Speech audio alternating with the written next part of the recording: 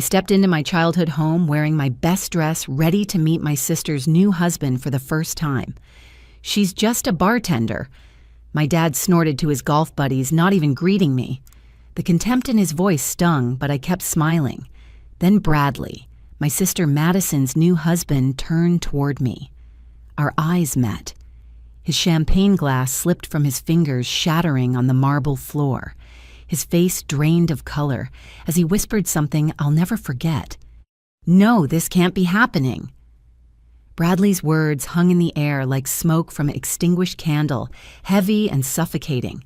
The crystal fragments sparkled across my mother's imported Italian marble, each piece catching the light from the chandelier above us.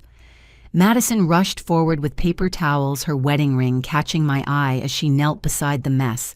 3 carats princess cut exactly the kind of ostentatious display our father would insist upon. "Bradley, honey, what's wrong?" Madison's voice pitched higher with concern as she glanced between her husband and me. Her blonde hair, styled in perfect waves for this family dinner, bounced as she moved. I recognized the work of her expensive stylist, the same one who'd refused to touch my hair when I was younger, because father wouldn't pay for both daughters. Bradley couldn't answer. His hands shook as he pulled out his phone, fingers fumbling across the screen. I watched him type my name into the search bar, Aletheamorrison. His breathing grew shallow as result after result populated his screen. Financial Times, Forbes, TechCrunch, Business Insider. The headlines scrolled past his widening eyes.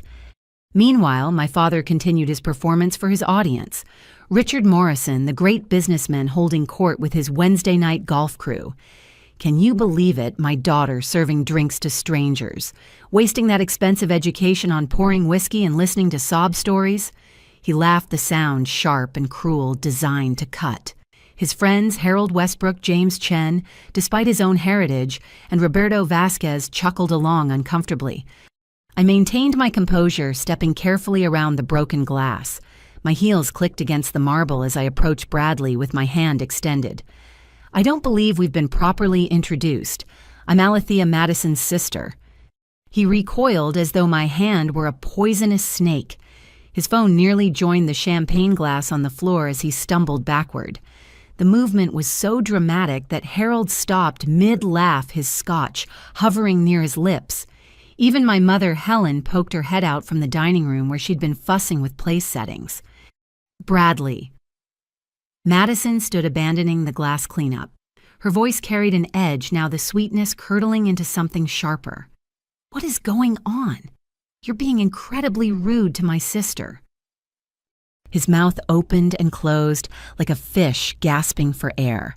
The phone screen illuminated his face from below, casting strange shadows that made him look almost ghostly. I could see the headlines reflected in his pupils. Tech entrepreneur raises $50 million in Series B funding. Anonymous angel investor revealed as force behind Prometheus Innovations. The millennial mogul you've never heard of. I need to... Bradley's voice cracked. He cleared his throat, tried again. "Mr. Morrison, sir. Could I speak with you privately? It's about urgent business matters." My father straightened his tie, pleased to be needed. Business was his language, his territory. "Of course, Bradley. Gentlemen, excuse us for a moment. Help yourselves to more drinks. Helen, where's that wine we opened?" But Bradley wasn't moving toward the study yet. Instead, he held up his phone, angling it so only my father could see the screen. I watched Richard Morrison, the man who'd built his reputation on never showing weakness, stumble backward. His confident facade cracked like thin ice over deep water. "That's not... How is this..." My father's voice came out strangled. Bradley grabbed his arm, practically dragging him toward the study. The heavy oak door slammed shut behind them, the sound echoing through the sudden silence of the room. Madison stared at me, then at the closed door, then back at me. Her perfectly glossed lips formed a small O of confusion. Harold cleared his throat. "Well, this is unusual." Richard seemed rattled, James observed, setting down his drink. I've never seen him react like that to anything. Roberto nodded slowly. 20 years of business dealings, and I've never seen him lose his composure. Not even when the Patterson deal fell through. I remained serene, walking to the bar to pour myself a glass of water. Not alcohol, never alcohol when I needed my wits sharp. Madison followed me, her heels clicking in agitated rhythm. Alethea, what was on that phone? What did Bradley show, Daddy? I took a slow sip of water, letting the cool liquid center me. I imagine he showed him exactly what he found when he searched my name. Which would be, what exactly, your bartending schedule? The sneer in her voice was pure Richard Morrison learned behavior from years of watching our father diminish others. Before I could respond, we heard the first shout from behind the study door. My father's voice, usually so controlled, cracked with disbelief. That's impossible. The study door might as well have been a barrier between two worlds. On our side, the elegant living room with its carefully curated art and uncomfortable modern furniture. On the other, my father's sanctuary where he'd made deals that crushed smaller businesses and ruined families without losing a moment of sleep. Now his own chickens were coming home to roost, as grandmother used to say. Madison's hands trembled as she reached for the door handle. The brass turned halfway before catching. Locked. Of course he'd locked it. Richard Morrison never let anyone see him vulnerable, not even his favorite daughter. She pounded on the heavy wood with her fist, her engagement ring clicking against the surface. Daddy Bradley, open this door right now. Her voice pitched higher with each word, the polished composure she'd inherited from years of private schools and etiquette lessons cracking like old paint. What is going on in there? My mother emerged from the kitchen carrying her famous pot roast on grandmother's silver platter. The smell of rosemary and garlic wafted through the room, a comforting aroma that seemed absurd given the circumstances. She'd changed into her hosting dress, the navy one with pearl buttons that she saved for important dinners. Her smile faltered as she took in the scene. Madison hammering on the study door, the golf buddies, shifting awkwardly in their seats, me standing calmly by the bar. What in heaven's name is happening here? Helen set the platter on the sideboard, her hands automatically smoothing her apron. Where's Richard? We need to eat before everything gets cold. Daddy locked himself in there with Bradley, Madison explained, still pounding. Something about Alethea made them both lose their minds. Harold Westbrook exchanged meaningful glances with James and Roberto. These men had known my father for decades, had witnessed his rise from middle management to CEO, had been there for his victories and his carefully hidden failures. They'd never seen him rattled. The atmosphere in the room shifted heavy with unspoken questions. My Aunt Dorothy chose that moment to glide in from the powder room, her silver hair perfectly coiffed and her knowing eyes taking in everything. She'd always been the observer in our family, the one who noticed things others missed. My, she murmured, settling into her favorite wingback chair. I haven't felt tension like this since Mother's will reading. That comment landed like a small bomb. Madison whirled around. What does grandmother's will have to do with anything? Dorothy merely smiled, the expression not quite reaching her eyes. Oh, nothing, dear. Just remembering how surprising legal documents can be. Through the door, we could hear my father's voice rising and falling in waves. Words filtered through impossible and how long and what sounded like ruined. Bradley's responses were lower, urgent, insistent. I caught my name several times wrapped in tones of amazement and something that sounded like fear. This is ridiculous, Madison announced. She grabbed a bronze bookend from a nearby shelf prepared to break the lock. Madison Elizabeth Morrison. Helen's voice cracked like a whip. You put that down this instant. That door cost more than your car. I don't care about the door. My husband and my father are in there having some kind of breakdown about my bartender sister, and I want answers. The word bartender dripped with such disdain that even the golf buddies looked uncomfortable. Roberto cleared his throat. Perhaps Alethea has some hidden talents we're unaware of. Hidden talents.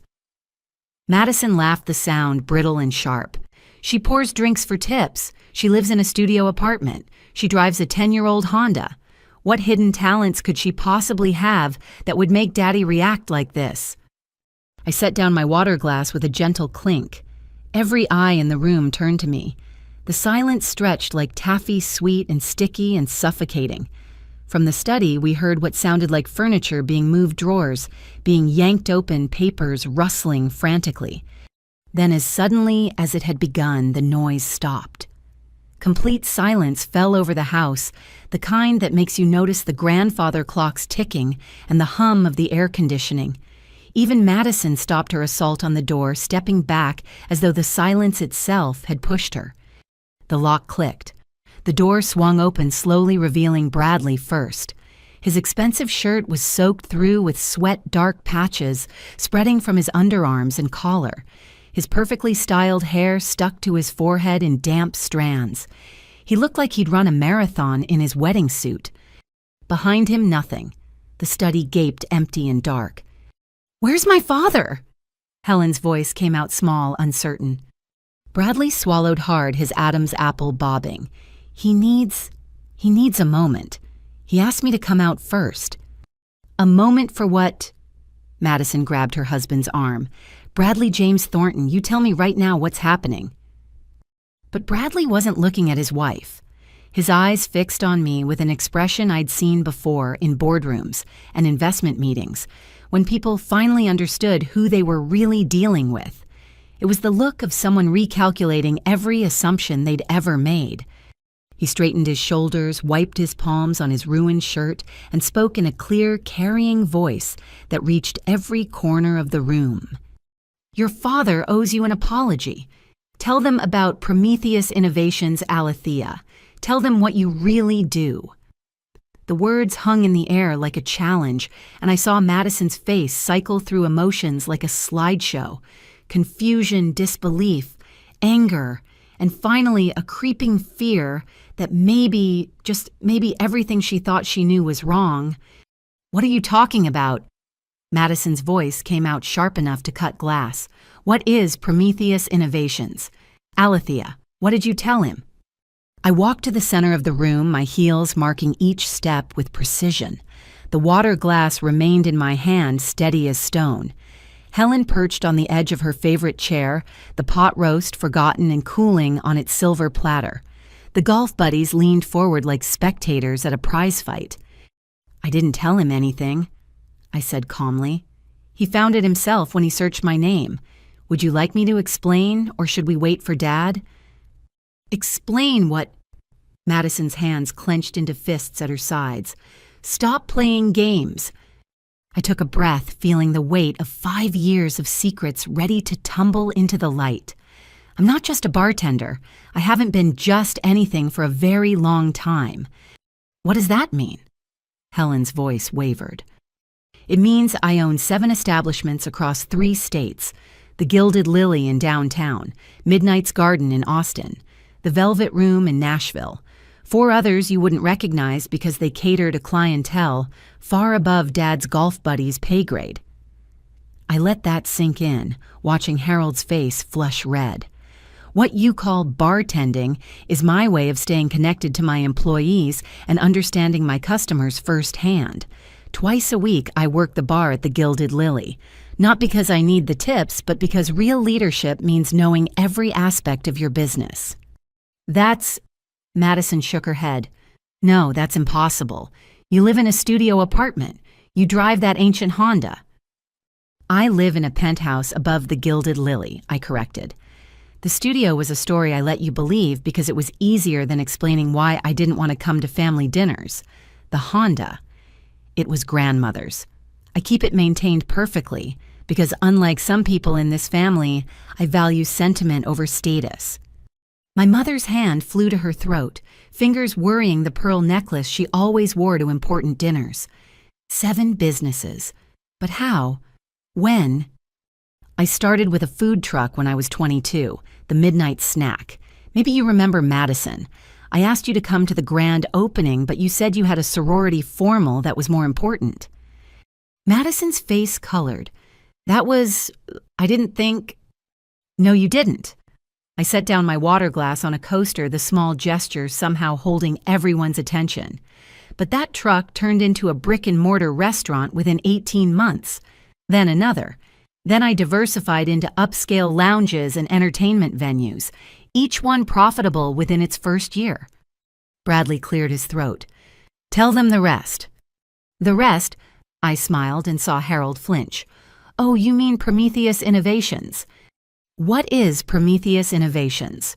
Dorothy asked, though something in her expression suggested she already suspected. It's a technology incubator I founded 4 years ago. We identify promising startups, provide seed funding, mentorship, and connections. Our focus is on companies led by women and minorities who traditionally get overlooked by venture capitalists. I paused, letting the weight build. We went public last month. Initial valuation $2.1 billion. The sound Helen made wasn't quite a gasp, wasn't quite a sob. It was something primal, the noise of a worldview shattering. Roberto's Scotch glass slipped from nerveless fingers, amber liquid spreading across the Persian rug. You're lying. Madison's voice came out strangled. You have to be lying. I pulled out my phone, navigating to the Wall Street Journal article from 4 weeks ago.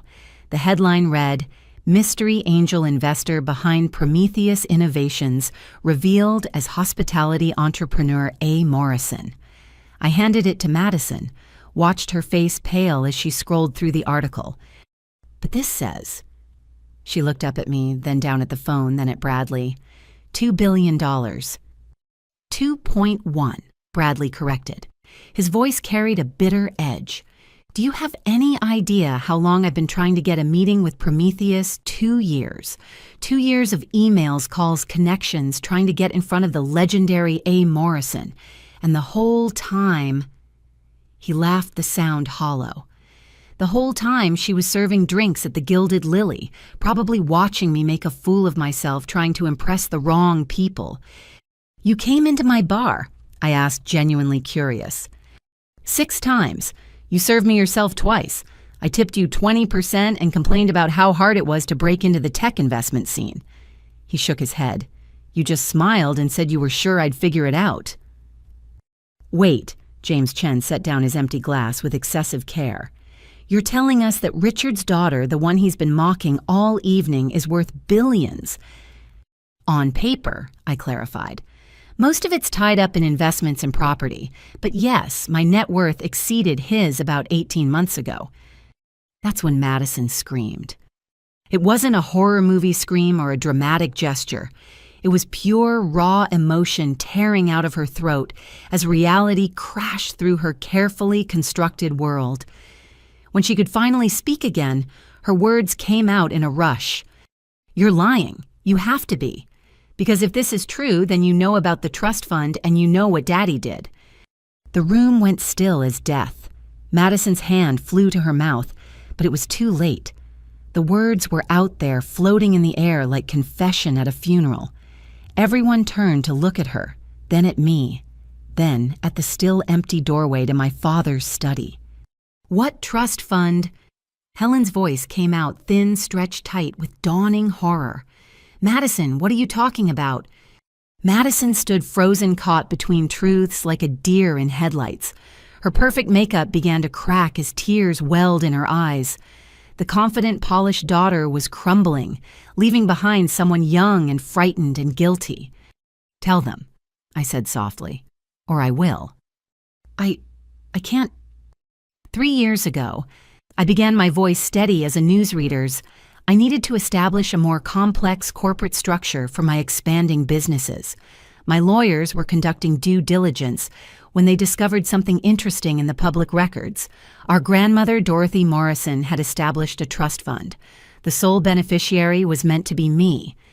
Dorothy leaned forward in her wingback chair, her eyes sharp as a hawk's. Mother did always say she was leaving something special for you, Alethea. She said you had her spirit. The trust contained her entire personal fortune, I continued. $14 million in blue-chip stocks, bonds, and real estate holdings. Not the family money, mind you. This was what she'd built herself through careful investment over 60 years. She specifically excluded it from the marital assets when she updated her will. 14 million. Harold's voice cracked. These golf buddies thought they were wealthy, but 14 million was a different league entirely. But I don't understand, Helen said. If Mother Morrison left that to Alethea, then where? Ask Madison. I kept my gaze steady on my sister. Ask her where the money went. Madison's tears flowed freely now, ruining her $300 makeup application. Daddy said you were irresponsible. He said you'd waste it all, that you couldn't handle that kind of money. He said it was for your own good. So he had his lawyer alter the documents. I pulled a folder from my purse, the one I'd been carrying for 3 years. Frederick Jameson, his personal attorney for 20 years, forged grandmother's signature on a codicil that redirected everything to Madison just 2 weeks before grandmother died. Then Frederick retired early and moved to Costa Rica. Funny how that worked out. The papers spilled across the coffee table, bank statements, legal documents, a private investigator's report, evidence I'd gathered quietly, methodically, waiting for the right moment. Dorothy picked up one of the pages, her face hardening as she read. This is Mother's signature, she said slowly. But it's not. The loop on the M is wrong. She always made it higher. She looked at Madison with something between pity and disgust. You knew. You took the money knowing it was stolen. I needed it. Madison's voice rose to a wail. Do you know how expensive it is to maintain the lifestyle Daddy expects? The country club fees, the charity galas, the wardrobe, the car, the apartment in the city. I couldn't work because it would embarrass him, but he also wouldn't give me enough to live on. When he came to me with the papers, what was I supposed to do? Have a conscience, Roberto suggested dryly. Easy for you to say. Madison whirled on him. You've never had Richard Morrison for a father. You've never had to be perfect every second of every day. Never had to be the daughter who makes up for the embarrassing one who won't fall in line. Is that what you think I am? I asked. An embarrassment. Aren't you? Madison laughed bitterly. You could have had everything. Daddy would have brought you into the business, set you up with the right connections, the right husband. Instead, you insisted on this ridiculous independence. Do you know what he tells people when they ask about you, his daughter, the bartender? Like you're some kind of failure he has to apologize for. While his daughter, the thief, sits pretty on stolen money. The words came out colder than I intended. Helen stood abruptly, swaying slightly. I can't. She stumbled toward the kitchen, one hand pressed to her stomach. Mom, I called after her, but she waved me off, disappearing through the swinging door. Bradley approached Madison slowly, like someone approaching a wounded animal. You knew about this when we got married. You knew your trust fund was stolen. She nodded miserably. I thought it didn't matter. Alethea was doing fine with her little bar. She didn't need millions. She always said she didn't care about money. I didn't care about the money, I confirmed. I cared about the betrayal. Grandmother left that to me because she believed in me. Because unlike everyone else in this family, she saw potential where Dad saw disappointment. And you took that away. Both of you. How did you find out? Dorothy asked.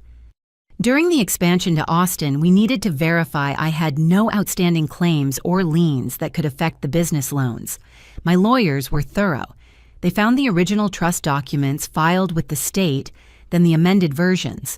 The timeline didn't add up. Grandmother was in the hospital when the codicil was supposedly signed. She couldn't even hold a pen those last 2 weeks. But you never said anything, Madison whispered. 3 years and you never confronted us. I smiled and several people in the room shifted uncomfortably. Why would I? By the time I found out, I'd already built my first 3 establishments. I was negotiating the deals that would become Prometheus. I didn't need grandmother's money anymore. But more importantly, I wanted to see what you'd do with it, how you'd use that gift you'd stolen. And Dorothy's tone suggested she already knew the answer. Country club memberships, designer clothes, a wedding that cost more than some people's houses, vacations to private islands, not a single investment, Not $1 to charity, not even the animal shelter grandmother volunteered at for 30 years. I shook my head. You took $14 million and turned it into nothing but Instagram photos and credit card debt. How do you know about the debt? Madison's voice came out small. Because I'm the one who's been paying it off. The silence that followed was deafening. Madison stared at me like I'd spoken in tongues. Bradley's mouth fell open. Even the golf buddies looked stunned. What Madison finally managed.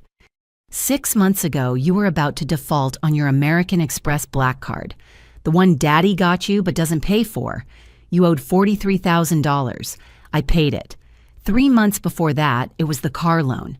2 months before that, your student loans from the MBA program you never finished. But why? Because despite everything, you're still my sister, and because I wanted you to have the chance to do better. To maybe wake up one day and realize that money is a tool, not a toy. To understand what grandmother knew, that wealth comes with responsibility. That's when my father finally emerged from his study.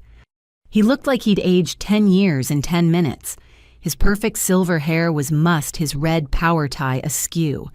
In his hands, he clutched a manila folder that trembled with his shaking fingers.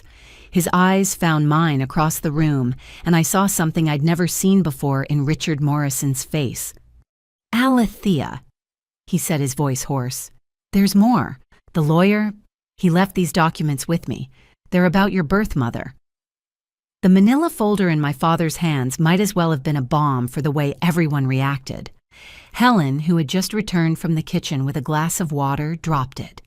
The crystal shattered against the marble, the second broken glass of the evening water, spreading like secrets across the floor. My what? The words came out of my mouth calm and measured, but inside something seismic shifted. I'd prepared for many revelations tonight, but not this one. Richard, no. Helen's voice came out as a moan. She gripped the door frame for support, her knuckles white against the dark wood. Not like this. Not in front of everyone. They need to know, my father said.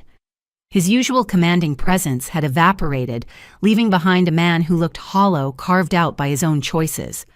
She deserves to know. Know what? Madison had gone pale as milk. What are you talking about? Mom is right there. Our mother is Helen Morrison. Dorothy rose from her chair, moving with the careful grace of someone who'd suspected this moment might come. Oh, Richard, after all these years, Mother always said the truth would find its way out. Someone please tell me what's happening. Madison's voice pitched toward hysteria. My father opened the folder with trembling fingers. Inside were documents yellowed with age photographs, medical records. His voice, when it came, sounded like it was traveling from a great distance. Your biological mother wasn't Helen. Her name was Dr. Catherine Walsh. She was my business partner when I was starting out. Brilliant economist. She designed the financial models that built the foundation of Morrison Industries.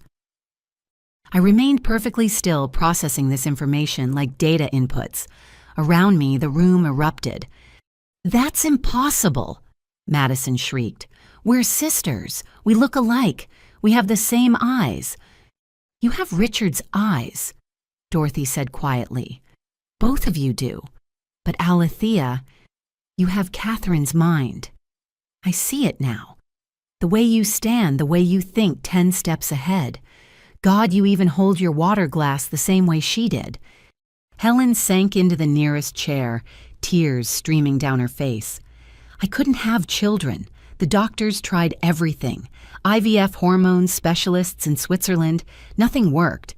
Richard needed an heir for the business, someone to carry on the Morrison legacy. So you bought a baby? Madison's voice dripped acid.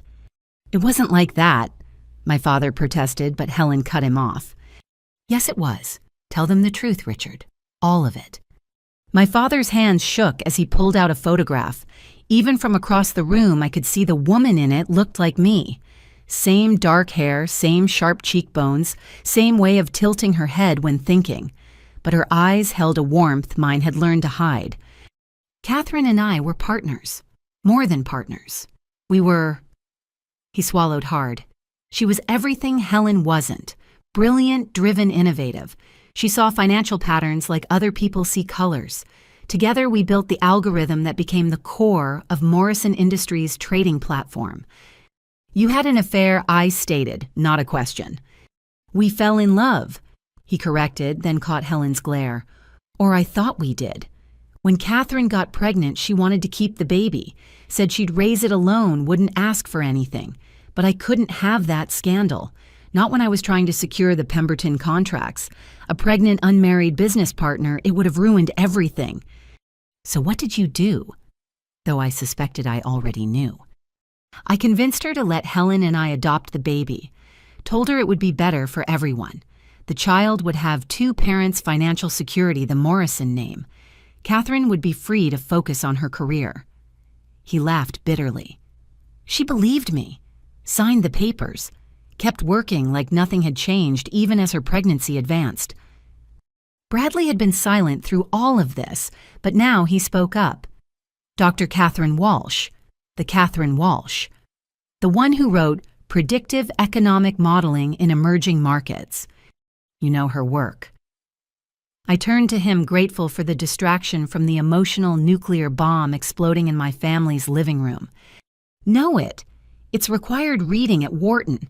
Her theories revolutionized how we understand market volatility, but she died in... His eyes widened. She died when her daughter would have been 2 years old. Cancer, my father said. Aggressive pancreatic cancer. 6 months from diagnosis to when you pushed her out of the company while she was dying, I finished. The silence that followed was suffocating. Madison stared at me like she was seeing a stranger.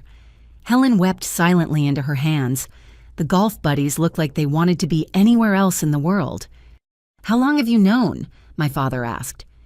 That I was adopted about 10 minutes. That you built your empire on the work of a brilliant woman you erased from history longer than you'd think. Dorothy made a sound like a bitter laugh. Mother knew. She kept all of Catherine's papers, her original patents. Told me before she died that the truth would come out eventually. That's why she left everything to you, Alethea. She said you had your real mother's gift. The trust fund was Catherine's work turned into money.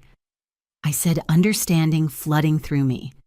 Grandmother was trying to give me back what was stolen. And then Richard stole it again, Dorothy added. Like father, like son. Our father did the same thing to our mother's sister. It's the Morrison way, apparently. Take what women create and claim it as your own. I gave Catherine credit, my father protested weakly. Where... I pulled out my phone, did a quick search. Show me one place where Morrison Industries acknowledges Dr. Catherine Walsh's contributions. One press release, one annual report, one mention anywhere. He couldn't. She's listed as a junior consultant in the early files, Helen said suddenly.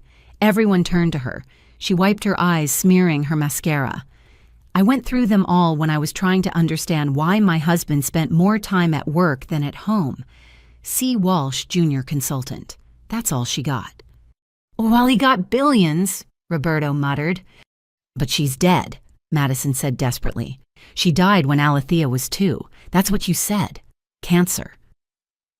That's what Richard told everyone, Helen said. That's what he told me.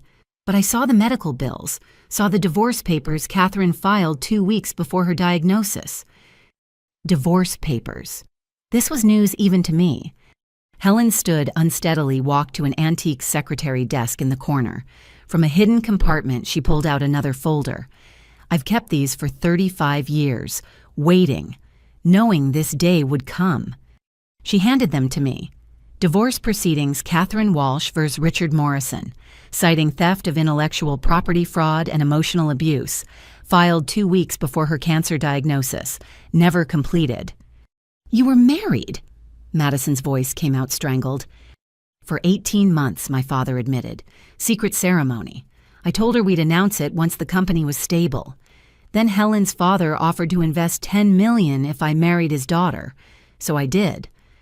Bigamy, James Chen said faintly. You committed bigamy. The marriage to Catherine wasn't legal, my father said quickly. We used fake names, said it was romantic. She didn't know I was already planning to marry Helen. I looked at the divorce papers more carefully. Catherine had known about Helen, had known about all of it. The theft of her work, the bigamy, the lies. She'd been building a case when the cancer struck. She didn't just die, I said slowly. She was murdered by stress and betrayal while trying to fight back against a man who stole everything from her, including her daughter. I gave you a good life, my father protested. The best schools, every opportunity. You gave me Helen's coldness and your contempt, I corrected. You gave me a sister who learned to see me as competition instead of family. You gave me the Morrison name while erasing my mother's existence. You gave me everything except the truth. Bradley suddenly snapped his fingers. Wait, Catherine Walsh, Wall Street Journal, 1991. There was an article. He typed frantically on his phone. Here. Brilliant economist disappears from public life amid health concerns. But it mentions she was working on something revolutionary before she vanished.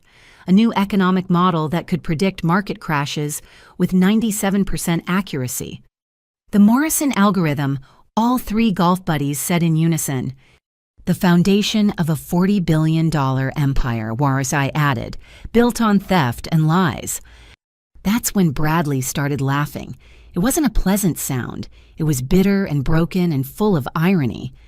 Madison stared at her husband like he'd lost his mind. What could possibly be funny about this?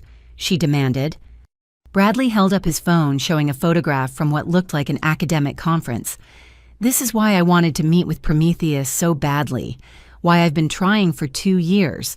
My entire business model is based on the Walsh framework. I've been building on Catherine's published work, trying to complete what she started.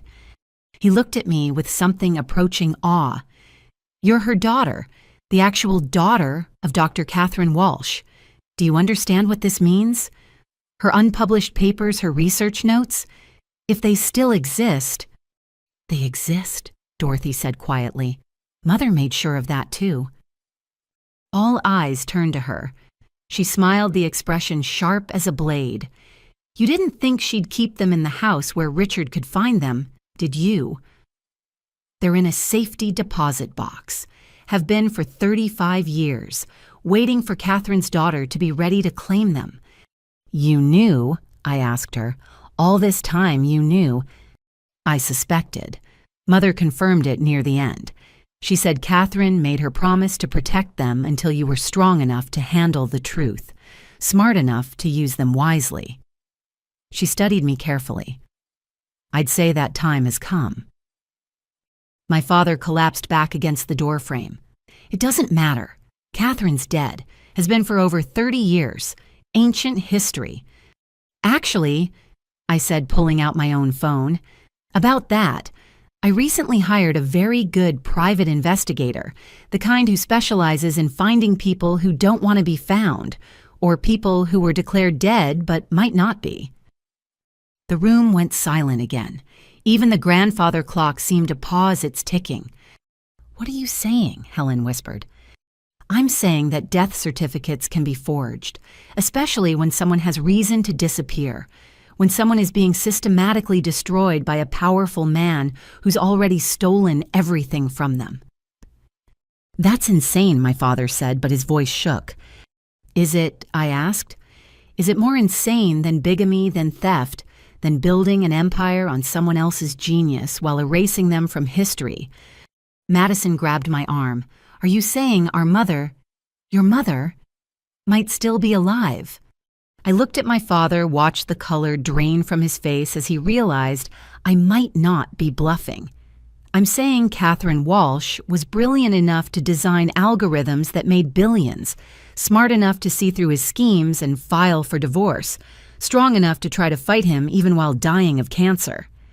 I paused, letting the weight of it settle over the room like fog. Do you really think a woman like that would just conveniently die right when she became inconvenient? My father's legs gave out. He slid down the doorframe until he was sitting on the floor, the powerful Richard Morrison, reduced to a broken old man clutching an empty folder. No, he whispered. I saw the death certificate, attended the cremation. She's gone. You saw what someone wanted you to see, I said. The question is, what are you going to do when you find out the truth? That's when Bradley's phone rang. He looked at the screen and went pale. It's the FBI. They're at my office. They want to talk about Morrison Industries' financial irregularities dating back to 1990. My father's head snapped up. What? Bradley listened for a moment, then lowered the phone. They're asking about the Walsh framework, about patents that might have been illegally transferred. They want to know about Dr. Catherine Walsh. He looked at me, understanding dawning in his eyes. You did this. You've been planning this for years. I smiled, and it was my mother's smile. Catherine's smile. The smile of a woman who played the long game and played it well. I learned from the best, even if I never got to meet her.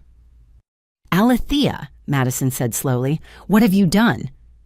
Before I could answer, Bradley's phone rang again. This time, when he looked at the screen, he laughed that bitter laugh again. It's a text from my father. The FBI is at his house, too, asking about a deal he made with Richard Morrison in 1991, about payments that might connect to a missing economist. He looked up at my father, still crumpled on the floor. Tell your daughter about the deal we made, Richard. Tell her why I really married Madison. Tell her about the debt. The debt. My father repeated the words like they were poison on his tongue. He struggled to his feet using the doorframe for support, looking every one of his 72 years, and then some. You had to bring that up now. Now seems like the perfect time. Bradley said, his bitter smile growing wider.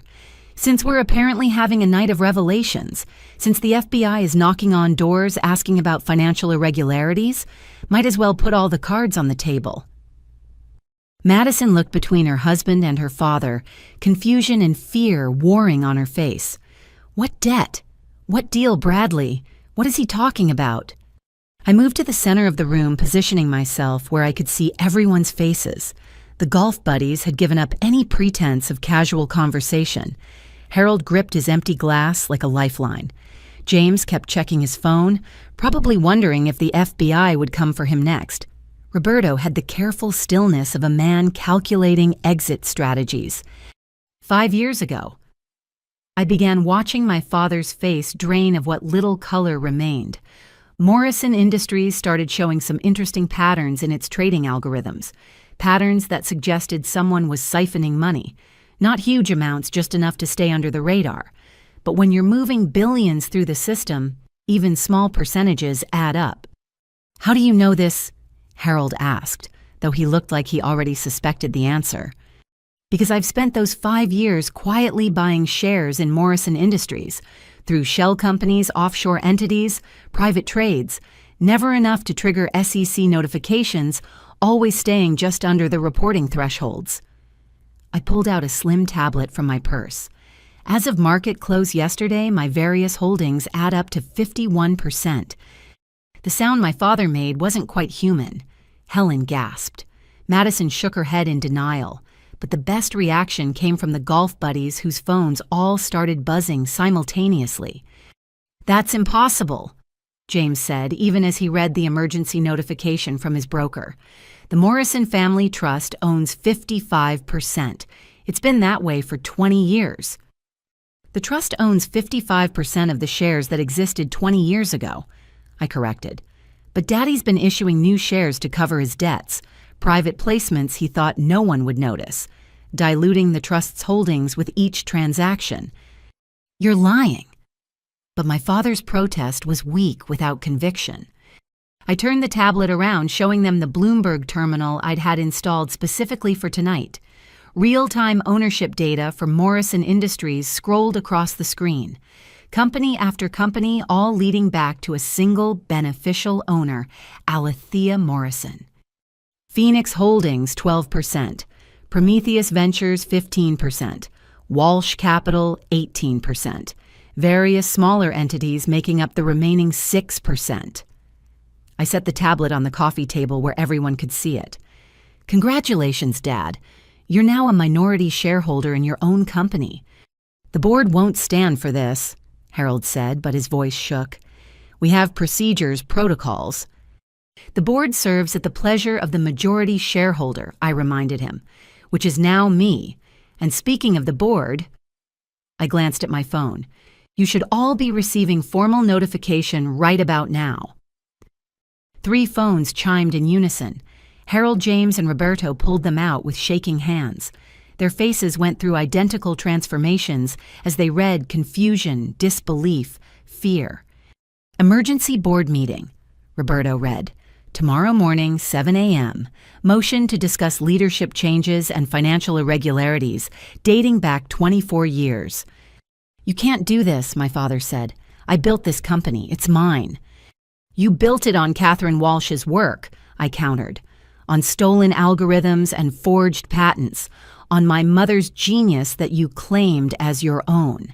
Consider this a long overdue correction." Madison had been silent through all of this, but now she exploded. "You're destroying our family. You're ruining everything out of spite." "Am I?" I pulled another folder from my purse. The purse was like a magician's hat tonight, full of 35 years' worth of truth.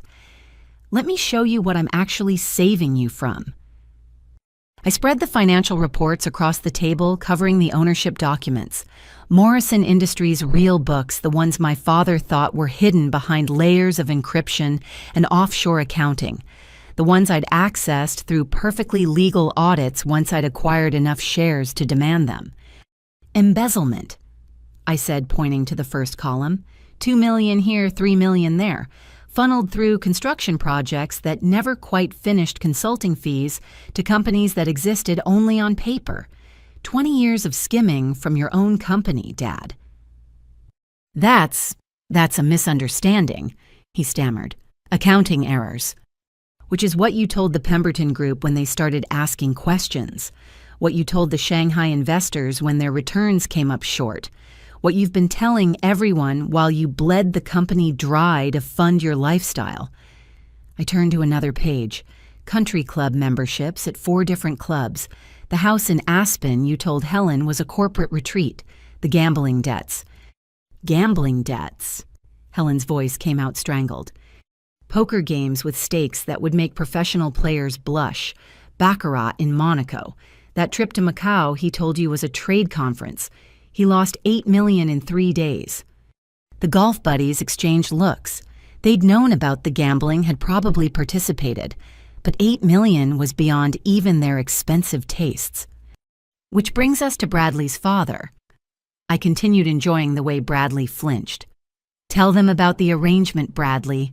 Tell them why you really pursued Madison." Bradley loosened his tie like it was strangling him. "My father, Jonathan Thornton, runs a private equity firm, specializes in distressed assets. 3 years ago, Richard came to him desperate for capital. The gambling debts had gotten out of control. There were people making threats. Real threats, not the kind you can lawyer your way out of." "Bradley," Madison whispered, "please." He needed $20 million fast. My father agreed, but at a price. 40% interest compounded monthly, and a guarantee his daughter's hand in marriage to create a permanent business alliance. Madison's legs gave out. She collapsed onto the sofa, tears streaming down her face. "You married me for money. Our whole relationship was a business deal." "It started that way," Bradley admitted. "I'm not proud of it, but Madison, I did fall in love with you. That part became real." "How touching," I said dryly, "except you left out the best part. The marriage contract included a poison pill. If the loan wasn't repaid in full within 5 years, Thornton Equity would get seats on Morrison Industries' board. Enough seats to force a sale of assets." "2 more years," my father muttered. "I just needed 2 more years." "You never had 2 more years," I informed him. "The company's been insolvent for 18 months. You've been moving money around like a shell game using new investments to pay off old debts. The Ponzi scheme of the corporate world." Roberto stood abruptly. "I need to make some calls. My lawyers—" "Sit down." My voice cut through the room like a blade. "We're not done yet." He sat. "Here's what's going to happen." I said, switching to the voice I used in boardrooms when closing deals. Tomorrow morning, the board will meet. You'll vote to install me as CEO of Morrison Industries. My father will step down citing health concerns. We'll announce a comprehensive audit and restructuring. You can't force us, Harold protested. Can I? I smiled. Harold, should we discuss the kickbacks from the Riverside development, James the insider trading on the Singapore deal, Roberto, that unfortunate situation with your nephew's import business? All three men went pale. My father stared at me like I was a stranger. How long have you been planning this? He asked. 5 years, 3 months and 16 days, I replied. Since the day I discovered what you did to my mother, since I learned that everything you built was stolen from a woman you erased. But the company will crash, Madison said desperately. Stock prices will plummet. We'll lose everything. The company will survive, I assured her. I've already lined up bridge financing from 3 separate institutions. Clean money, legitimate sources. The stock will take a hit, but it'll recover once the market sees competent leadership. And what about us? Helen asked quietly. What happens to your family? I softened slightly, looking at the woman who'd raised me despite knowing I was evidence of her husband's betrayal. You'll be taken care of. There's no reason to punish you for his crimes. Madison, too, once the divorce is finalized. Divorce? Madison and Bradley said in unison. Oh, did I forget to mention? I pulled out one more document. Bradley, your prenup has an interesting clause. Fraud in the inducement voids the entire agreement. Since you married her under false pretenses, she can walk away with nothing owed to you or your father. Bradley laughed, the sound surprisingly genuine. You know what good. I'm tired of being his pawn anyway. This is insane, my father said. You're destroying everything I built over some grudge about a woman who's been dead for 30 years. About that, I said, pulling out my phone. Remember that private investigator I mentioned, the one specializing in finding people who don't want to be found? Everyone leaned forward. 3 months ago, they found a very interesting paper trail. Death certificate filed in New Jersey for Catherine Walsh. But here's the interesting part. No body was ever transferred to the crematorium. No ashes were ever collected. The funeral home went out of business 6 months later, all records conveniently lost in a fire. That doesn't mean anything, my father insisted, but sweat beaded on his forehead. By itself, no. But combined with this, I showed them a grainy photograph on my phone. Passport photo from Canada, 1991. Dr. Catherine Williams, economics professor at McGill University. Looks remarkably like Catherine Walsh, doesn't she? The room was silent except for Helen's quiet sobbing. She's been alive all this time, Madison whispered. I don't know, I admitted. The trail went cold in 2005, but the FBI is very interested in finding out. Apparently, someone's been feeding them information about Morrison Industries for years. Anonymous tips that led nowhere until recently when someone provided them with enough evidence to open a formal investigation. My father aged another decade in front of our eyes. Catherine, she's been planning this for 30 years. Or maybe, I suggested, a daughter who inherited her mother's gift for long-term strategy decided to finish what she started. Either way, Bradley said, standing and straightening his ruined shirt. I'm out. Madison, I'm sorry. I'll sign whatever divorce papers you want. No contest, no demands. You deserve better than what my father and yours cooked up. He headed for the door, pausing just before he left. Alethea. That meeting I wanted so badly with Prometheus. Innovations, I get it now. I wasn't ready. Maybe someday when I've built something real instead of riding on my father's dirty money, we can talk. I nodded. Maybe. He left and the room felt smaller without him. Madison curled into herself on the sofa looking like a broken doll. The golf buddies sat in stunned silence, probably calculating how quickly they could liquidate their positions. Helen had stopped crying, staring at nothing with empty eyes. And my father. He looked at me with something that might have been respect if it wasn't poisoned by fear and rage. "You're just like her," he said. "Catherine, same mind, same ruthlessness, same inability to let things go. The difference is," I told him, "I'm not going to disappear. I'm not going to let you erase me or steal from me or pretend I don't exist.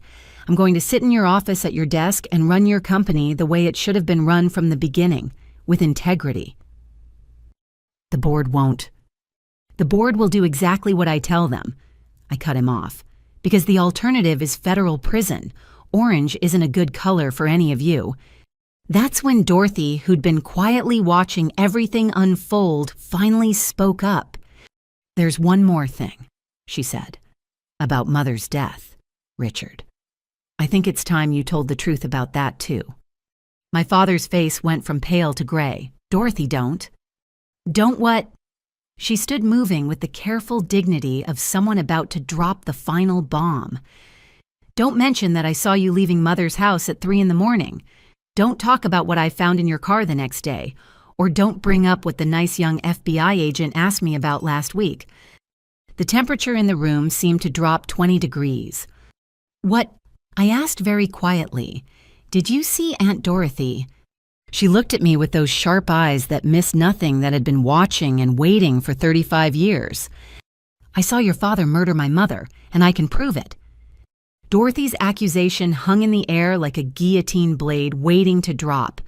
My father stumbled backward, catching himself on the doorframe he'd been using for support all evening. The golf buddies looked ready to bolt, their fight-or-flight instincts screaming flight. Only Madison seemed too shocked to react, staring at Dorothy like she'd spoken in ancient Greek. That's insane," my father managed, but his voice cracked on the last word. "Mother died of heart failure. The doctors confirmed it. Natural causes."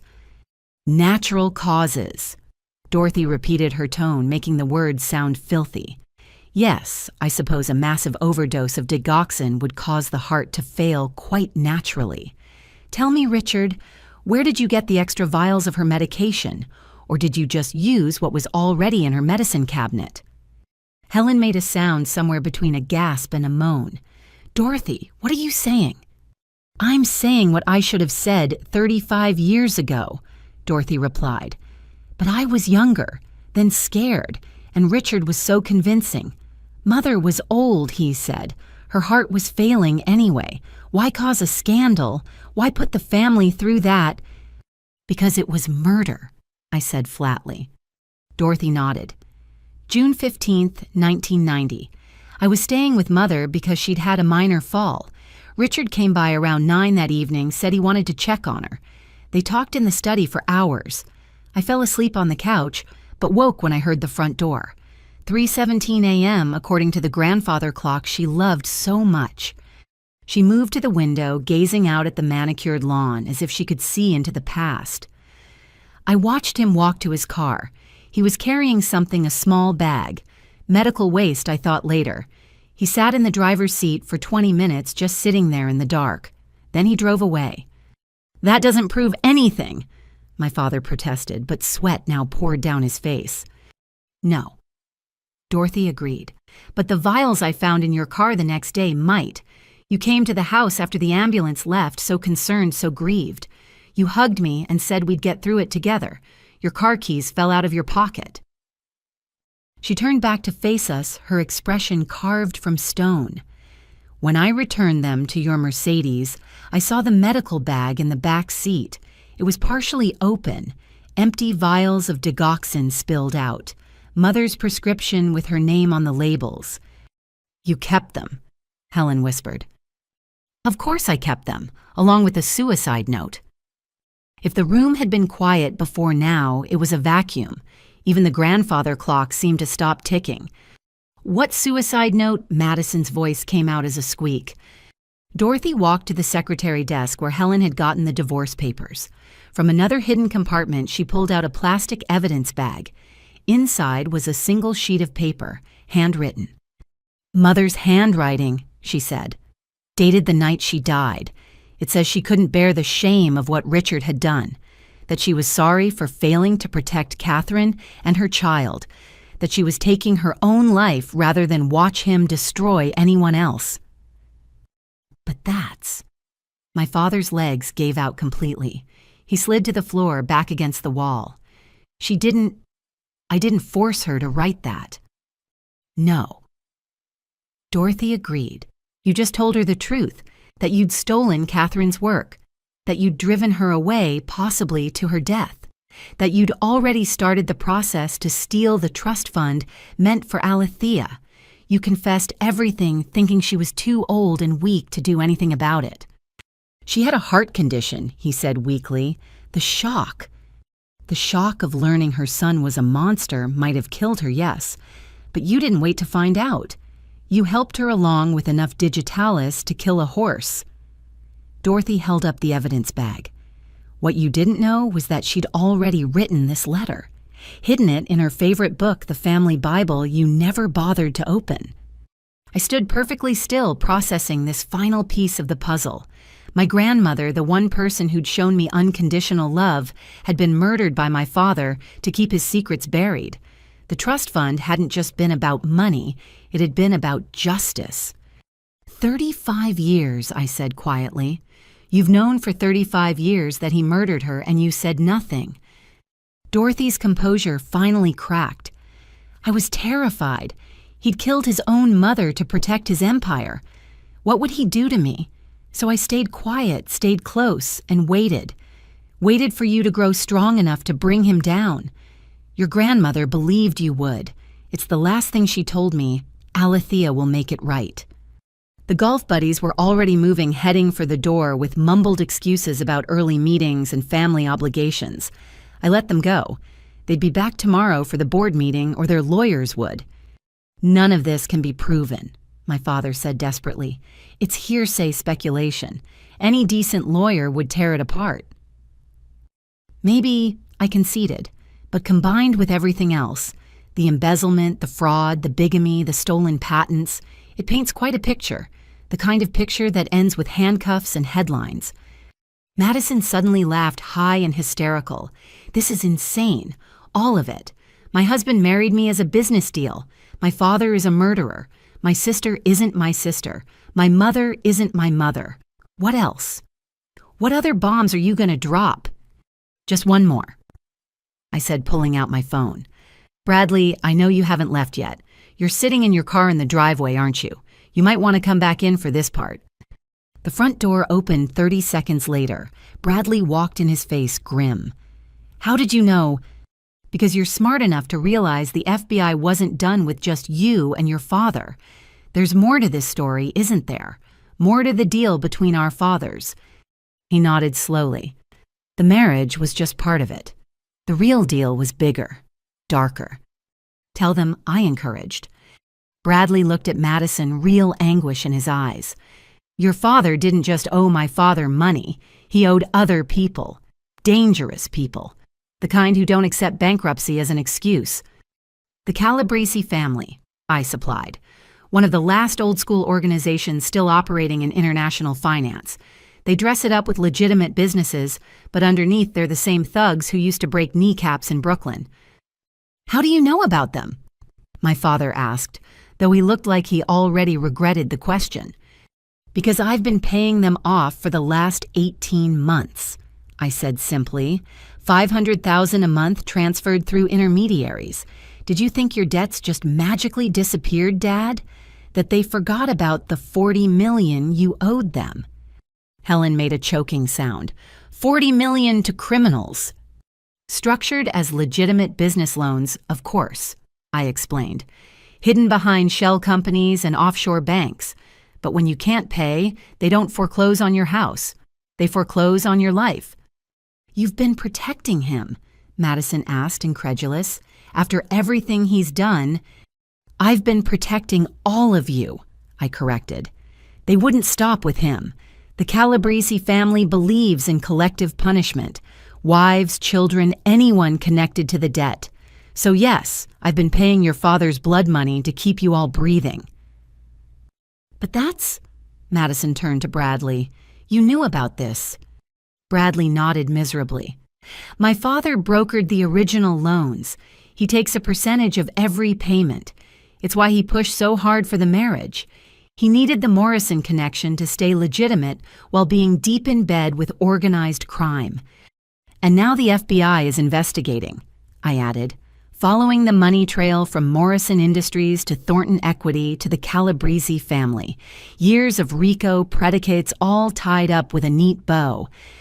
You set us all up, my father said, understanding finally dawning. The takeover, the FBI investigation, revealing all the secrets tonight. You're burning down everything to destroy me. Wrong, I said. I'm cauterizing a wound that's been festering for 35 years. Morrison Industries will survive under new leadership. The innocent employees will keep their jobs. The criminals will go to prison where they belong. And us, Helen asked, what happens to your family? You were never my family. I said, then softened at the pain in her eyes. That's not fair. You did your best with an impossible situation. Helen, you'll be taken care of.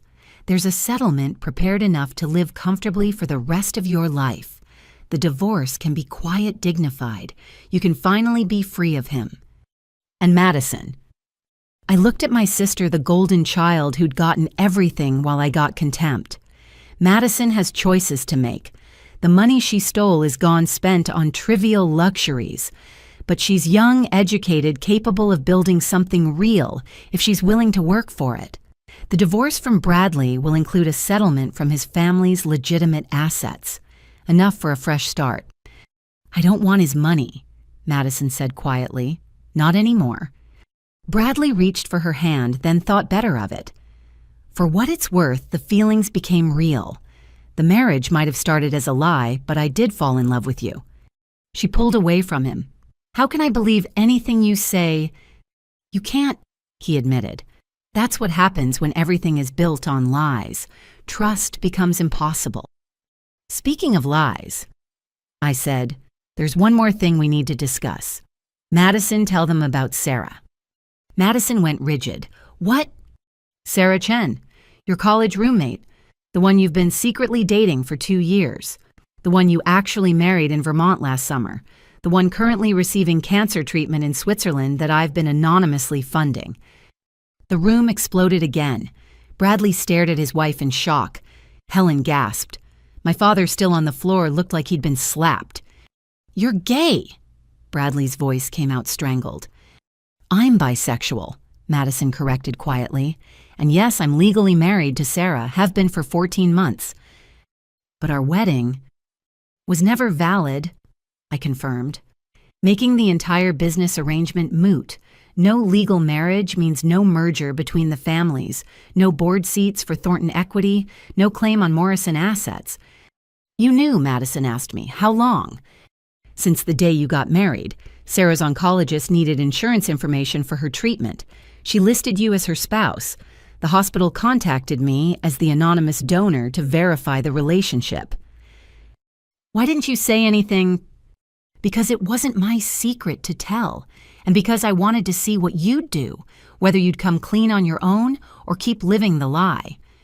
Madison started crying again, but these tears seemed different, cleaner somehow. I was so scared. Daddy always said he'd disown any child who embarrassed the family that way. Called it an abomination, said he'd rather have a dead daughter than a gay one. He says a lot of things, I observed. Most of them cruel, all of them designed to control. But here's the thing, Madison. He has no power anymore. No money to hold over your head, no reputation to threaten, no company to inherit. You're free. Sarah doesn't know about any of this, Madison said. The family money, the fake marriage, none of it. I told her I was working as a consultant, that my family was middle class. I wanted her to love me for me, not for the Morrison name. Smart, I acknowledged. Maybe you learned something from watching me after all. This is disgusting, my father spat from his position on the floor. All of you, perverts and criminals and Richard Morrison. I said, my voice cutting through his tirade like a sword through silk. You are a bigamist, embezzler, thief, and murderer. You have forfeited any right to judge anyone else's choices. One more word, and I'll have Dorothy call her FBI contact right now." He shut his mouth. "So where does this leave us?" Helen asked. "Everything is destroyed. Every relationship, every trust, every foundation we built our lives on." "Not destroyed," I said. "Revealed. The lies were always there, rotting beneath the surface. Now they're in the light where they can be dealt with." "And then what?" Madison asked. "We all just walk away, pretend we were never a family?" "We were never a family," I repeated. "We were a business arrangement masquerading as one. But that doesn't mean we can't build something real from the ashes." Dorothy stood gathering her purse and the evidence she'd kept hidden for so long. "I'll be at the federal building first thing in the morning. It's time to give my statement about Mother's death. 35 years too late, but better than never." "Dorothy." My father pleaded, "Please, think about what you're doing." She paused at the doorway, looking back at him with decades of suppressed anger finally showing. "I have thought about it. Every day for 35 years, every time I visited Mother's grave, every time I saw Alethea fighting for scraps of approval you'd never give. I've thought about nothing else." She left, and the fight seemed to go out of my father completely. He sat on the floor like a broken puppet, all his strings cut. "There's one thing I don't understand," Bradley said. "If you've been protecting us from the Calabrese family paying off the debts, why reveal it all now? Why not just take over quietly?" "Because secrets are cancer," I said. "They metastasize, spread, consume everything healthy around them. Catherine knew that when she tried to fight back. Grandmother knew it when she wrote her letter. Dorothy knew it all these years. The only way to heal is to cut out the tumor completely." "Even if it kills the patient?" Helen asked. "Morrison Industries will survive. The family—" I shrugged. "That was dead long before tonight. I'm just performing the autopsy." My phone buzzed. I glanced at it and smiled. "Speaking of which, the FBI will be here in approximately 20 minutes. They have warrants for Dad and some questions for everyone else. I suggest you all prepare your statements carefully. Tell the truth, as novel as that concept might be in this house." "You called them?" Madison asked. "No, Dorothy did. About an hour ago, right after Bradley showed up. She's been wearing a wire all evening. Every confession, every revelation, all recorded for posterity." "Entrapment," my father muttered from the floor. "Documentation," I corrected, "of crimes you committed freely over decades. No one made you steal, lie, or murder. Those were your choices." I gathered my purse, checking that all my documents were accounted for. The physical evidence would go to the FBI, but I had digital copies of everything. Years of preparation distilled into a single evening of truth. "Where are you going?" Madison asked as I headed for the door. "Back to my real life," I said.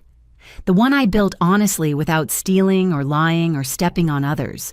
Tomorrow morning I'll take control of Morrison Industries and start the long process of making things right. But tonight I'm going home." "Alethea," Helen called after me. Will we see you again after all this?" I paused at the threshold of the house I'd grown up in but never felt at home in. "That depends on what you do with the truth, whether you let it destroy you or whether you use it to build something better.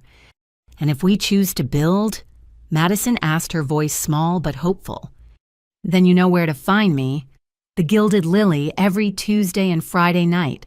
I'll be the one behind the bar pouring drinks and listening to stories, real stories from people who've learned that honesty is the only foundation worth building on." I left them there in the wreckage of their lies, walking out into the cool night air that smelled like freedom and justice and new beginnings. Behind me, I could hear sirens approaching, the sound of consequences finally coming home. My phone rang as I reached my car.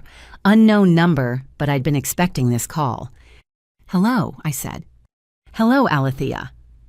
The voice was older, weathered by years and distance, but I'd have recognized it anywhere. It was the voice from my dreams, from half-remembered lullabies and whispered bedtime stories. "Hello, Mom," I said to Catherine Walsh, the brilliant woman who'd been declared dead for 35 years. I think it's time we finally met. Where are you? My mother's voice carried across 3 decades of separation, each word weighted with emotions I couldn't begin to untangle. Leaving the Morrison house, the FBI should be arriving any moment. I slid into my Tesla, a far cry from the ancient Honda I'd driven here. Where are you? Closer than you think. I've been in Boston for 3 days waiting for tonight. A pause heavy with unspoken words. I'm proud of you, Alethea. What you did in there, what you've built. You're everything I hoped you'd become. I learned from your work, I said, starting the engine. Your real work, not the scraps he left in the public record. Aunt Dorothy gave me access to your papers 5 years ago. Dorothy. Catherine's voice warmed. She kept her promise. I wasn't sure she would after so long. She never forgot. None of them did, really. They just buried it under years of complicity and fear. I pulled out of the driveway as the first police cars turned onto the street. Can we meet tonight? Tomorrow, she said. After you've taken the company, after he's in custody. There are things you need to know, but tonight isn't the time. You have a sister to save. Madison. I frowned. She made her choices. She made the only choices she could see. You had Dorothy and your grandmother's faith. Madison had nothing but Richard's poison. Give her a chance to surprise you. Before I could respond, the line went dead. I stared at the phone for a moment, then tucked it away. Catherine Walsh had survived 35 years in hiding. One more night wouldn't matter. I'd driven 3 blocks when my phone rang again. Madison's number. They're here, she said without preamble. The FBI, they're arresting Daddy. He's crying, Alethea. I've never seen him cry. Where's Bradley? Talking to the agents, cooperating. He gave them a box of documents from his car. Said he'd been collecting evidence once he realized what his father had gotten them into. Her voice cracked. Everything's falling apart.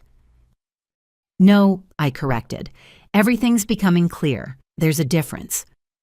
Can I see you? Not at the house. Somewhere else. I need to tell you something.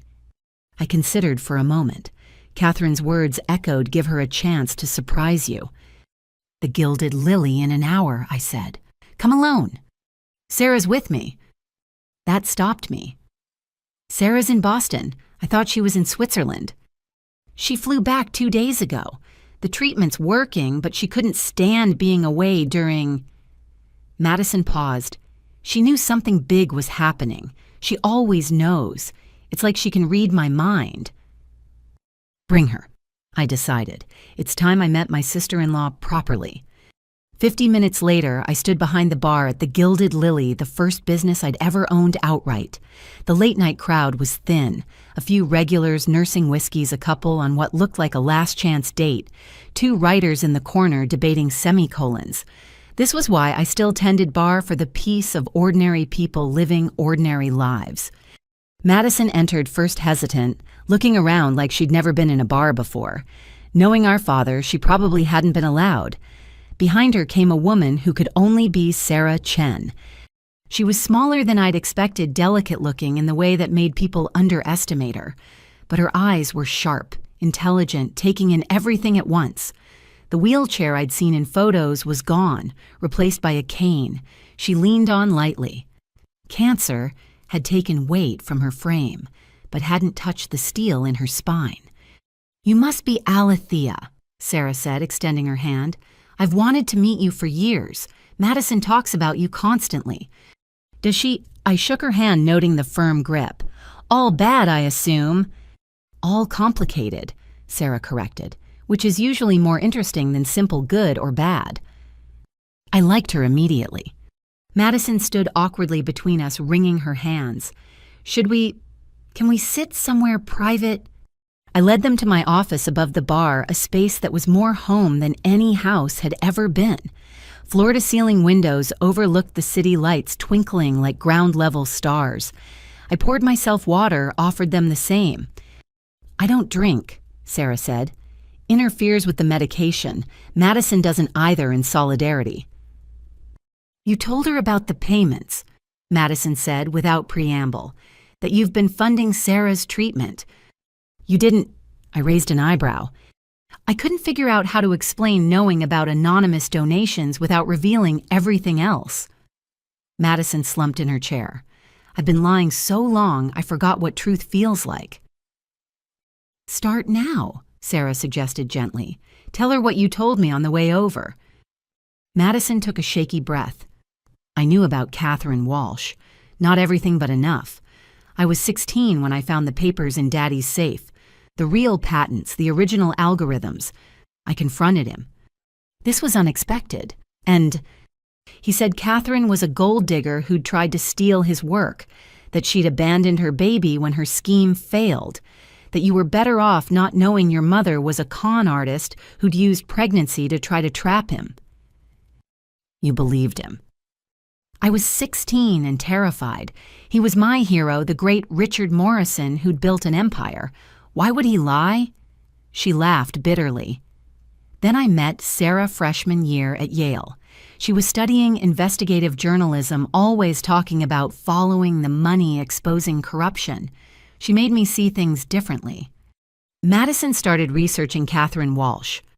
Sarah picked up the story. Quietly, carefully. The more she found, the more her father's story fell apart. By senior year, she knew he was lying, but she was trapped. Trapped how I asked, though I suspected the answer. Financial aid forms, Madison said. Daddy made too much for need-based aid but refused to pay for college if I studied anything but business. Said journalism was for bleeding hearts and losers. I had to take out private loans, credit cards. By graduation, I owed over $200,000, which is when the trust fund conveniently appeared, I said. Madison nodded miserably. He came to graduation with the papers, said grandmother had left me everything that I was set for life. All I had to do was keep the family secrets and play the perfect daughter. But you knew it was my money. I knew. God, Alethea, I knew, and I took it anyway. I told myself you were doing fine, that you didn't need it, that I could do good with it, help people. She looked at Sarah. When we started dating, I had this fantasy. I'd use the money to start an investigative journalism foundation, expose corruption, help whistleblowers, turn the dirty money clean. Instead, I got scared. Daddy kept demanding I attend events, maintain appearances. Every time I tried to pull away, he'd threaten to expose Sarah and me, said he'd ruin her career before it started. So I spent the money on the things he expected, designer clothes, charity galas, the wedding to Bradley. Madison didn't know about the criminal connections, Sarah interjected.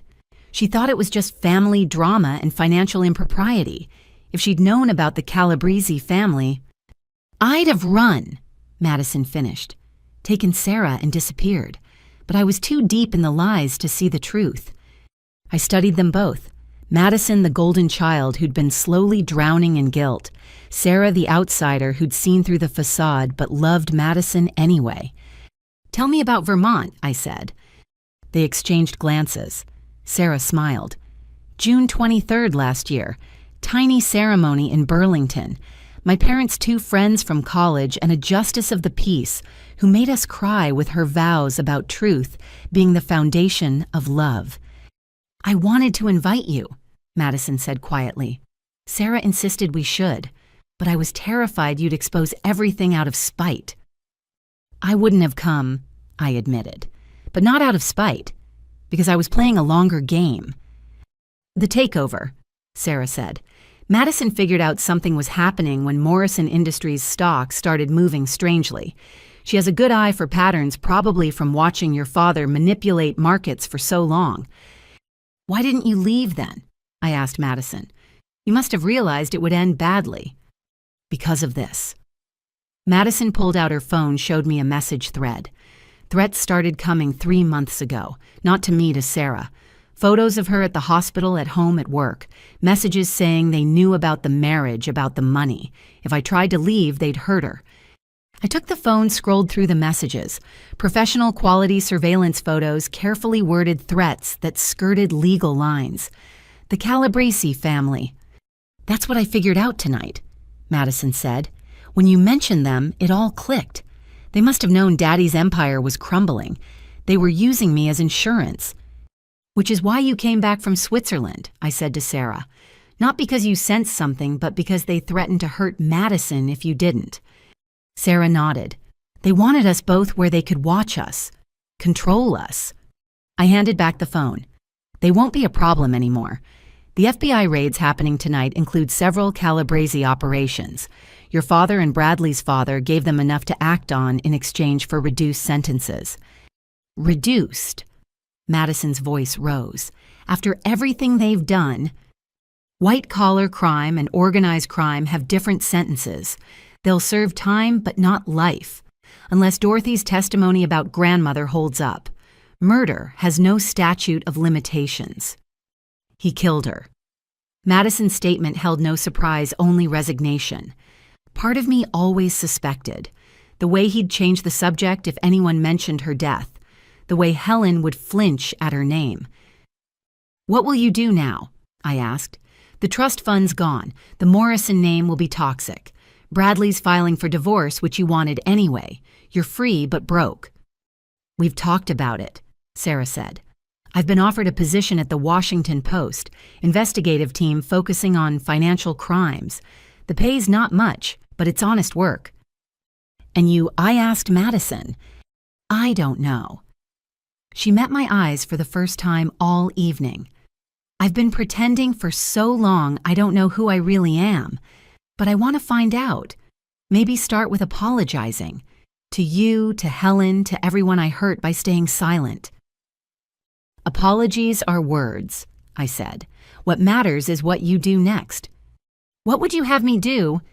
I considered. The FBI will need witnesses, people who can explain the financial structures, the family dynamics. You lived in that house for 28 years. You know where bodies are buried, metaphorically speaking. You want me to testify against our father. I want you to tell the truth, all of it, even the parts that make you look bad.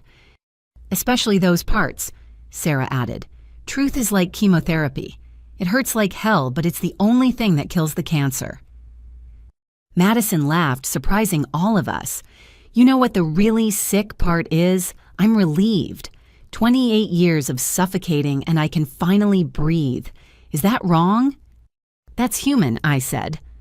We sat in silence for a moment, the weight of the evening settling around us like dust after an explosion. Outside, Boston glittered, unaware that one of its oldest dynasties had just imploded. There's something else, Madison said eventually. About Mom. Helen, I mean. What about her? She's been having an affair for 15 years with her personal trainer, Marcus. She told me last year when she was drunk at Christmas, said it was the only real happiness she'd had since marrying Daddy. I thought about Helen, the perfect corporate wife who'd raised another woman's child while her husband built an empire on lies. Good for her. You're not angry. Why would I be she deserved something real in all that performance art? I stood, signaling the conversation was winding down. What will you tell the FBI? Everything, Madison said firmly, starting with finding those patents when I was 16. Maybe if I'd spoken up then. You were a child, Sarah interrupted. He was your father. You did what you had to do to survive. Survival's not living, Madison countered. Alethea proved that. She didn't just survive, she thrived. I had advantages you didn't, I admitted. Distance from him, Dorothy's support, grandmother's faith, and most importantly, I had Catherine's work to study. Her brilliance gave me a roadmap. Will you meet her? Madison asked suddenly. Catherine, I mean, if she's really alive. Tomorrow. Are you scared? I considered lying, then decided we'd had enough of those for one lifetime. Terrified. I've built my entire identity around being the daughter of a brilliant woman who died tragically. What if the reality doesn't match the myth? What if it's better? Sarah suggested. Before I could answer, my phone buzzed. Dorothy. He's in custody, she reported, charged with embezzlement, fraud, conspiracy, and pending investigation for murder. Bradley's cooperating fully. His father was arrested in Connecticut. Helen's with my lawyer filing for emergency divorce and asset protection. And the company?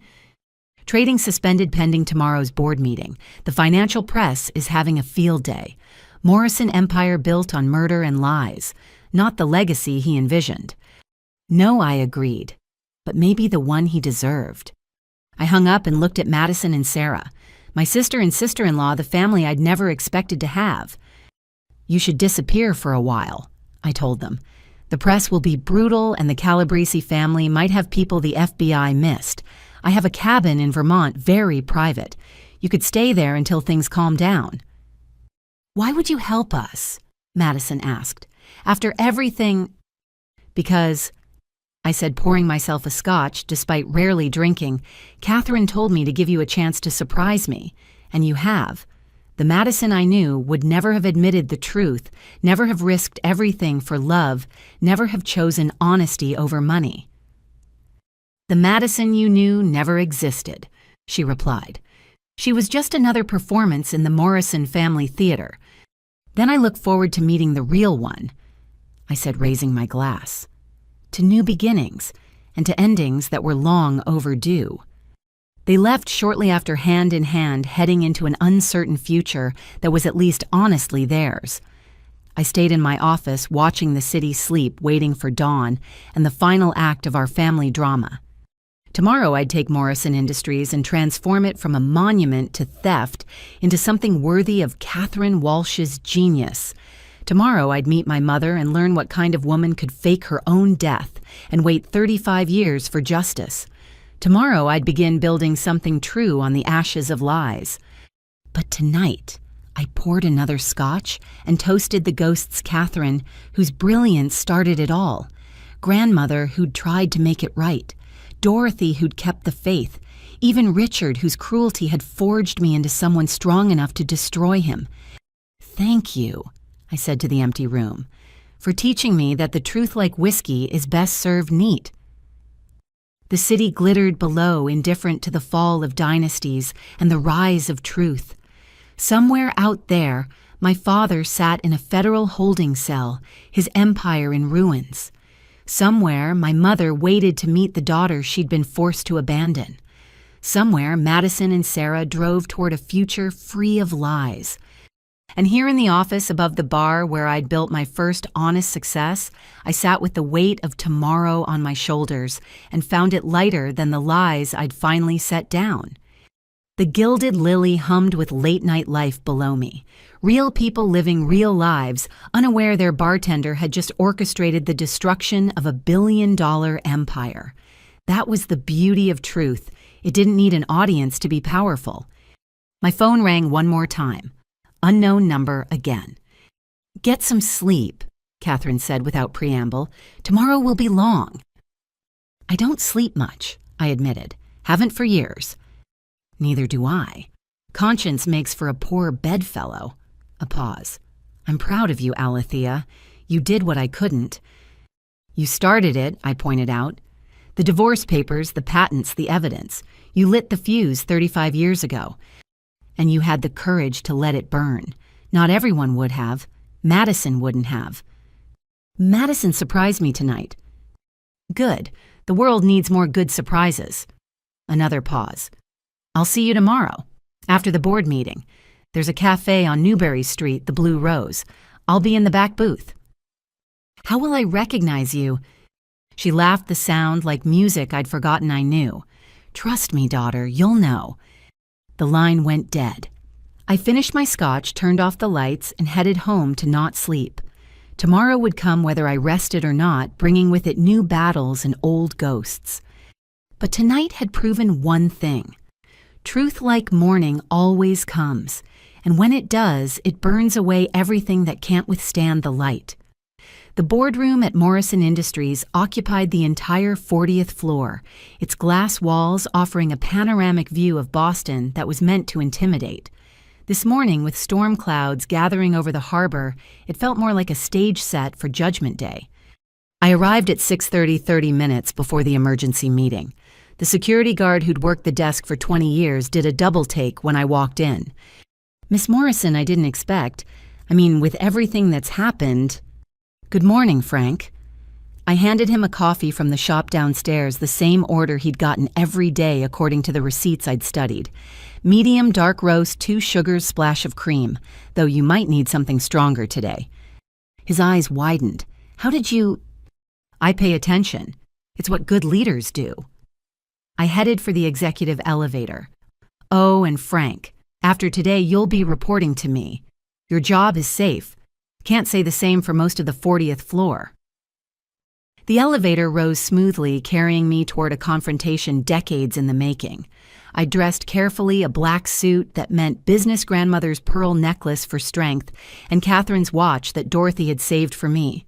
Armor made of memories. The boardroom was empty when I entered, but not for long. Harold Westbrook arrived first, looking like he'd aged 5 years overnight. His usual confident swagger had been replaced by the careful movements of a man walking through a minefield. Alethea. He couldn't quite meet my eyes.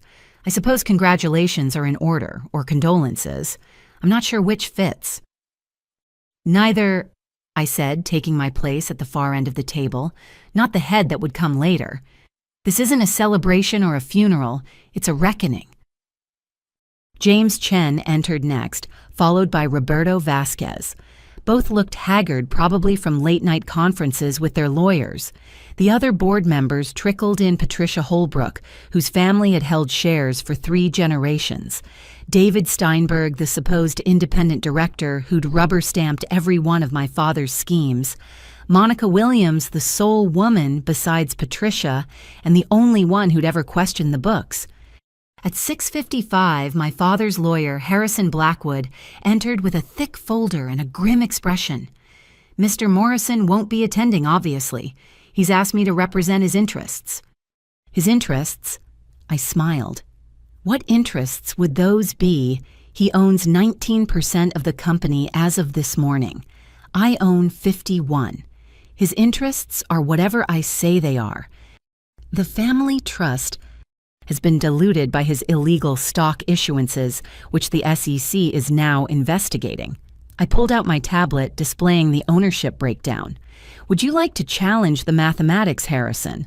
Though I should warn you, the FBI is very interested in your role in certain document alterations, specifically the ones involving my grandmother's trust. He sat down without another word. At exactly 7, I stood. Ladies and gentlemen, let's begin. As majority shareholder of Morrison Industries, I call this emergency meeting to order.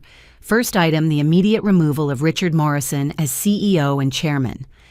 You can't just herald started. I can and I am, all in favor. Monica Williams raised her hand immediately. After a moment, Patricia Holbrook followed. One by one, the rest fell in line. Even Harold, seeing the inevitable, raised his hand. Motion carried, I announced. Second item, the appointment of interim leadership. I nominate myself as CEO and chairman. This is highly irregular, Blackwood protested. There are procedures, searches, committees. There's also a company hemorrhaging value and under federal investigation, I countered. We need leadership now, not in 6 months. All in favor. This vote took longer, but the result was the same. They had no choice.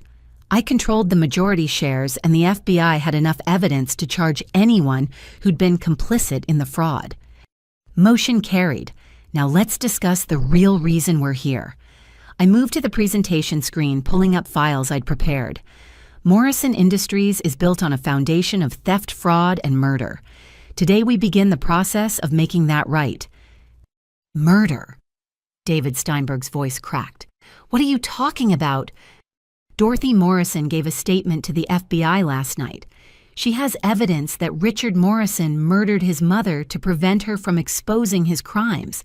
But that's just the latest in a pattern of destroying anyone who threatened his empire. I clicked through to the next slide, Catherine Walsh's photograph, the same one from my father's hidden folder, but enhanced and restored.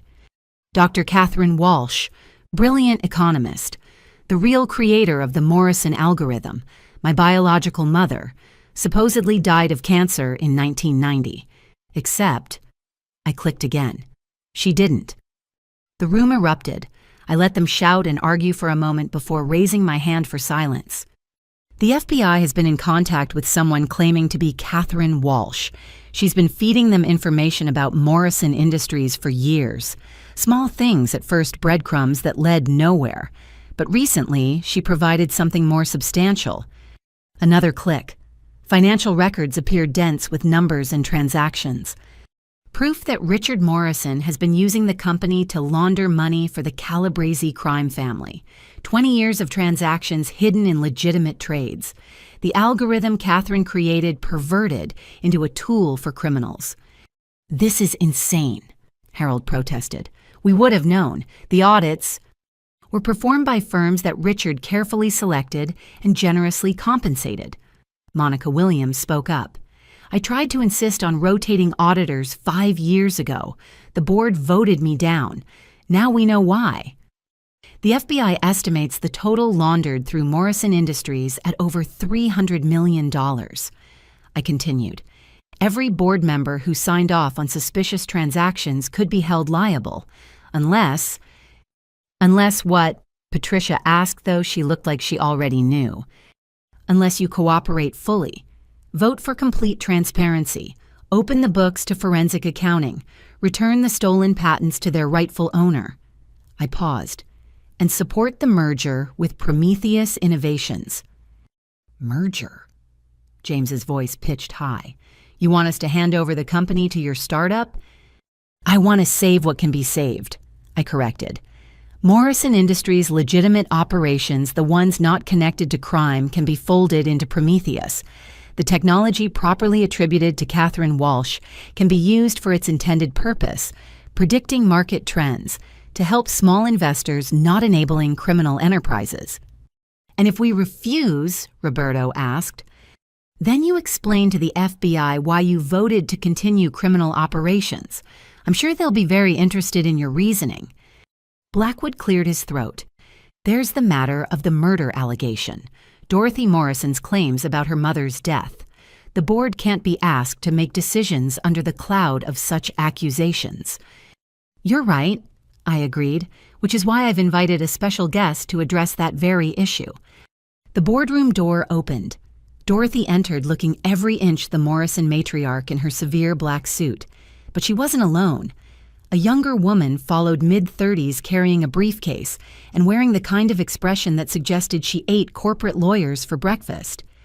"This is Assistant United States Attorney Samantha Chen," Dorothy announced. "And yes, before anyone asks, she's Sarah Chen's older sister. Funny how connections work out." The board collectively paled. Having the prosecutor handling their case related to Madison's secret wife was the kind of conflict they'd have exploited themselves. Now it was working against them. "Ms. Chen is here as an observer," I clarified, "to ensure our discussions remain within legal bounds. Dorothy, would you like to share what you told the FBI?" Dorothy moved to the center of the room, commanding attention despite her diminutive stature. "On June 15, 1990, I witnessed my nephew Richard leave my mother's house at 3:17 in the morning. Later that day, I found empty vials of her heart medication in his car. Vials that, according to the pharmacy records I've since obtained, were filled 3 days after her regular prescription should have run out." "Speculation," Blackwood said weakly. "Evidence," Dorothy corrected, "which I've preserved for 35 years, including this." She pulled out the plastic-wrapped suicide note. Even through the evidence bag, Grandmother's handwriting was clearly visible. "Mother wrote this the night she died. It details Richard's crimes, the theft of Catherine's work, the bigamy, the plans to steal Alethea's inheritance. She couldn't live with the shame of what her son had become." "If she committed suicide," Harold began. "She didn't." Dorothy's voice cut like ice. "The note was her insurance policy. She hid it knowing Richard might try something. The digoxin levels in her blood were 3 times the fatal dose. No one accidentally takes that much, and someone committing suicide doesn't hide the note where only I would find it." "Why didn't you come forward sooner?" Monica asked. Dorothy's composure cracked slightly. "I was 35 years old, a single woman with no power and no protection. Richard had just murdered his own mother. What do you think he would have done to me?" She straightened. But I waited, watched, collected evidence, waited for Alethea to grow strong enough to face him. My mother believed her granddaughter would set things right. She was correct. AUSA Chen spoke for the first time. The federal government is prepared to charge Richard Morrison with murder, along with numerous financial crimes. The board's cooperation in the restructuring will be taken into consideration during sentencing discussions for any peripheral involvement. The threat was clear play ball or join Richard in federal prison.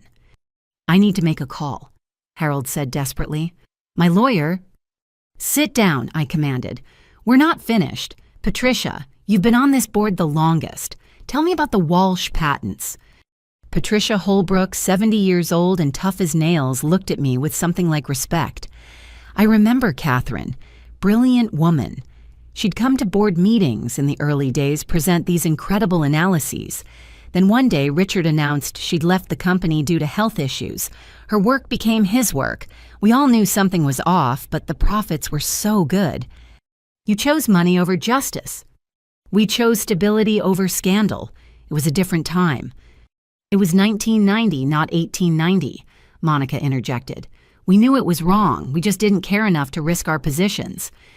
Well, now you get to make a different choice, I said. Vote to return the patents to Catherine Walsh or her designated heir. Vote to merge with Prometheus under new leadership.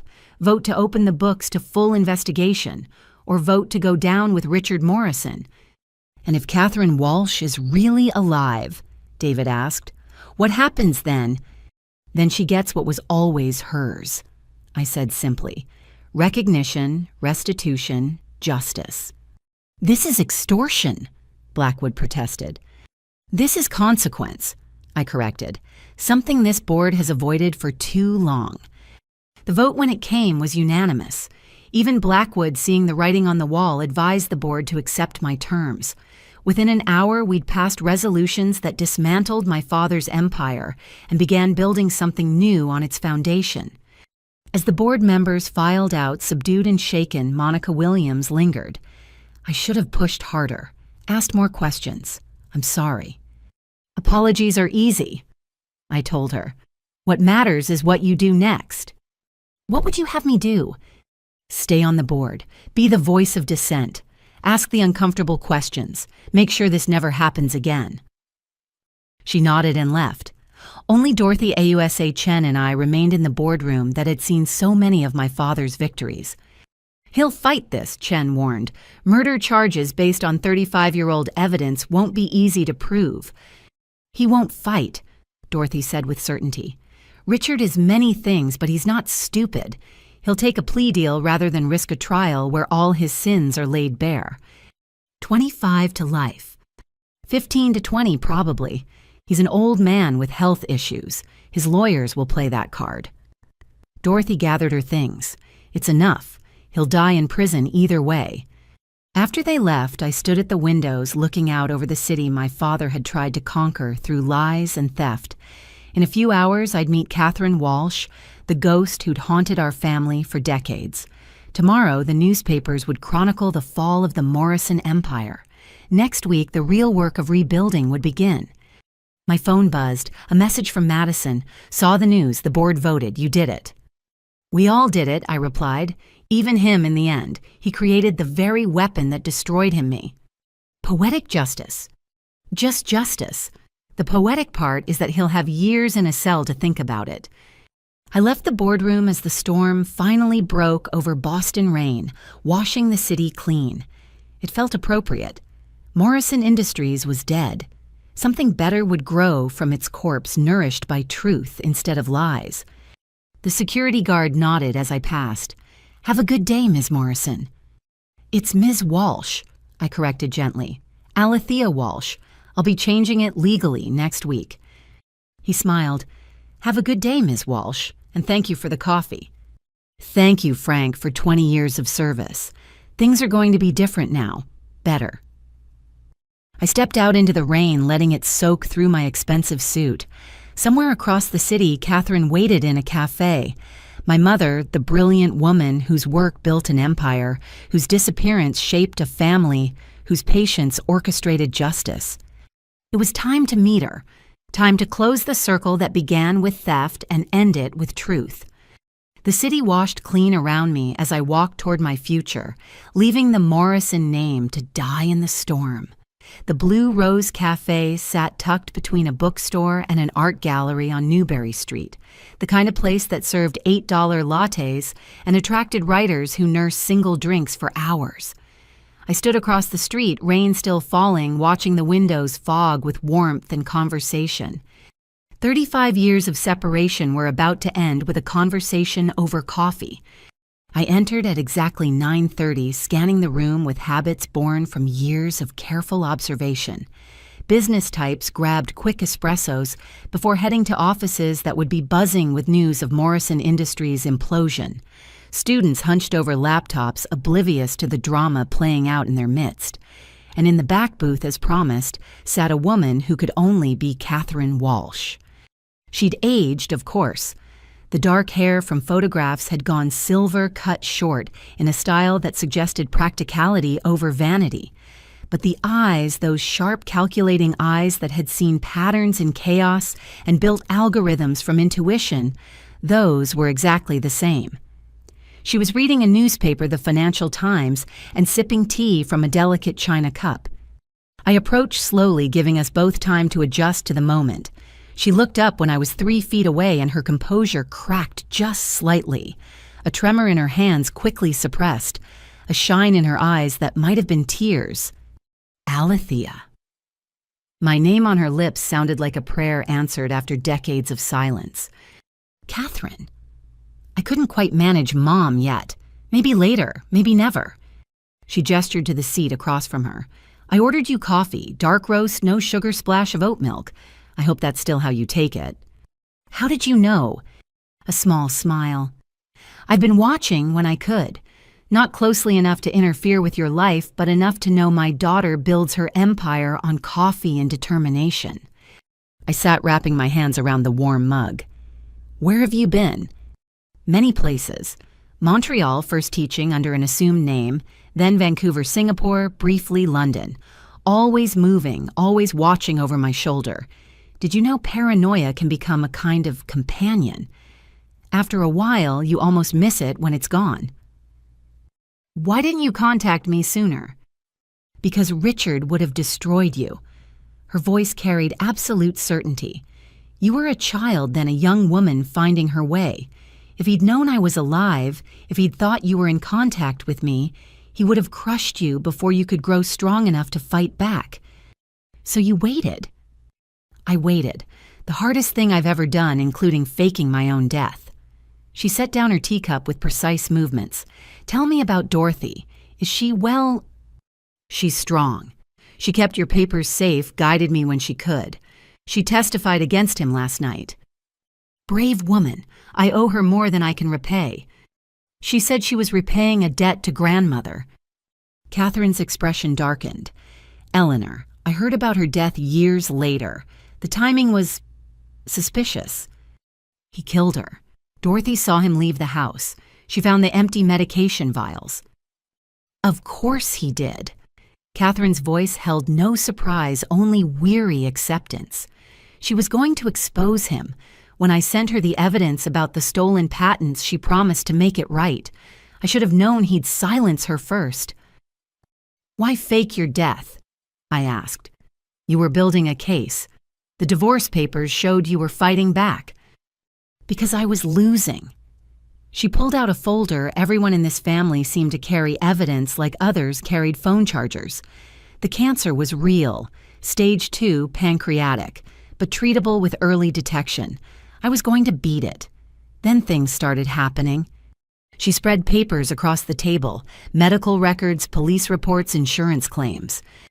My oncologist died in a car accident. Single vehicle, perfect weather, no explanation. My lawyer's office burned down with all my files inside. The journalist I'd been talking to about the patent theft had a heart attack at 32. Healthy man, no history of cardiac issues. You think he killed them all? I know he did. Maybe not personally, but Richard had already made connections with people who specialized in solving problems permanently. When my brakes failed twice in 1 week, I knew I had two choices: disappear or die for real. So you chose to vanish. With help. There was a network for women escaping dangerous situations. They helped me create a new identity, stage my death, start over. The hardest part was leaving you behind. Her voice broke slightly. You were 2 years old, just starting to talk in full sentences. Your first word was, why fitting, really. I don't remember you at all, I admitted.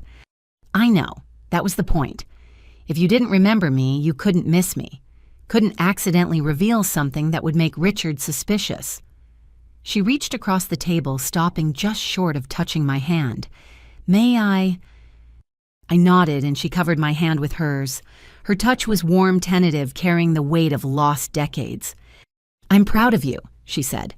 What you built, how you built it. You took the gift I gave you, that mind for patterns and numbers, and created something I never could have imagined. I had advantages you didn't. Distance from him. Time to prepare. You had disadvantages too. No mother to guide you. A father who saw you as disappointment. A sister raised to compete rather than connect. She squeezed my hand gently. Yet you thrived. That's not advantage. That's character. Before I could respond, my phone buzzed. Madison calling. I should take this, I said. Catherine nodded. Family first. I learned that too late. Madison, I answered. Alethea, thank God. Her voice was strained. Are you somewhere safe, somewhere public? Yes, why? Don't go home. Don't go to your office. The FBI just called Sarah. They intercepted communications suggesting, God, I can't believe I'm saying this. Someone put a hit out on you. My blood chilled. Who? They're not sure. Could be the Calabreses, could be someone else. But it's credible enough that they're taking it seriously. They want you in protective custody until they figure it out. I looked at Catherine, who'd gone rigid at my change in expression. I'll call you back, I told Madison. I'm safe where I am. I hung up and was about to explain when Catherine spoke first. Threats. Apparently someone wants me dead. The FBI intercepted communications. Not someone, Catherine said grimly. Richard. Even from jail, he's trying to solve his problems the permanent way. You think he'd actually try to kill you? He killed his own mother. Tried to kill me multiple times. You just destroyed everything he built. Of course he wants you dead. She pulled out her phone, dialed quickly. It's me. Yes, she's here. We have a problem. Credible threat, FBI confirmed. I need a full team. Yes, now. Who was that? I asked. Friends. People who've been helping me stay hidden for 35 years. They'll keep us safe until this is resolved. Catherine. I said carefully, what kind of friends have private security on speed dial? She smiled, but it didn't reach her eyes. The kind you make when you've been feeding information to multiple government agencies about financial crimes for 3 decades. I wasn't just hiding Alethea. I was working, building cases, tracking money, helping authorities understand the systems I created that criminals perverted. You've been a federal informant this whole time. Informant, analyst, consultant. Whatever they needed. It kept me useful, which kept me protected. And it let me watch Richard's empire grow, documenting every crime, waiting for the right moment. Which was me. Which was you. She signaled the barista for more tea. I knew eventually he'd create his own destroyer. Men like Richard always do. Their arrogance becomes their weakness. He raised you to be smart enough to help him, but never considered you might be smart enough to beat him. A black SUV pulled up outside. 3 people got out, all wearing the kind of suits that suggested concealed weapons and government training. Our ride, Catherine announced. Where are we going? Somewhere safe, where we can talk properly without wondering if someone's about to put a bullet through the window. We left the cafe through the back exit, Catherine moving with practiced ease that suggested this wasn't her first time evading danger. The rain had stopped, leaving the streets slick and gleaming. The SUV's interior smelled like leather and the particular kind of air freshener favored by federal agencies. Ma'am. The driver addressed Catherine with obvious respect. "The safe house is ready, 40-minute drive. Team 2 is already in position." "Thank you, Marcus. This is my daughter, Alethea. She's the primary target." Marcus met my eyes in the rearview mirror. "Ms. Walsh, we've been briefed. You're safe now." As we drove through Boston's twisted streets, Catherine filled in more pieces of the puzzle. After I died, Richard became more bold. The Calabrese connection started small little favors, overlooked regulations. By the time he realized he was in their pocket, it was too late. They owned him. But he kept playing the successful businessman, while bleeding the company dry to pay his debts. The gambling wasn't recreation, it was desperation. He kept thinking one big win would solve everything. Classic gambler's fallacy from a man who should have known better. "Did you know about Madison, about Sarah?" "I found out 2 years ago. I was proud of Madison for finding real love, devastated that she felt she had to hide it. Another life distorted by Richard's poison." "She's free now, they both are." "Thanks to you." Catherine studied me with those analytical eyes. "You gave everyone what I couldn't, a clean ending, or at least the chance for one." We were leaving the city now, heading into the Massachusetts countryside. The safe house, when we arrived, looked like a modest colonial home. Only the subtle security cameras and reinforced windows suggested it was anything more. Inside, more federal agents waited. A command center had been set up in what should have been the dining room, complete with monitors and communication equipment. "Ms. Walsh," a woman in an FBI windbreaker approached. "Agent Sarah Foster. I've been your mother's handler for the last 10 years. We need to discuss the current threat assessment." She led us to a secure room, windowless and probably soundproofed, the kind of place where dangerous truths could be spoken safely. "The Calabrese family is in disarray," Foster began. "Our raids last night netted 16 high-level members, including 2 of the 3 brothers who run the organization. But the 3rd brother, Vincent, is still at large. Our intelligence suggests he blames you for the family's downfall." "Not Richard?" I asked. "Richard's in custody. You're accessible. Vincent Calabrese isn't known for complex thinking. He wants revenge, and you're the easiest target." "What about Madison, Sarah, Helen?" "All in protective custody. Ms. Morrison, excuse me, Ms. Chen and her wife are at the location you suggested in Vermont. Mrs. Morrison is with her sister in Maine, but you're the primary target. You're the one who brought everything crashing down." I felt Catherine tense beside me. How credible is the threat? Foster pulled up files on her tablet. "Vincent's already reached out to 3 different contract killers. We've intercepted communications, but he's not stupid enough to use the same channels twice. He could have people we don't know about." "So I'm supposed to hide forever?" "No," Catherine said firmly. "You're supposed to finish what you started. Running is what I did, and it cost me 35 years. We're going to face this head on." "How?" She smiled, and for the first time I saw myself in her expression. The same cold calculation, the same strategic mind that had built and destroyed empires.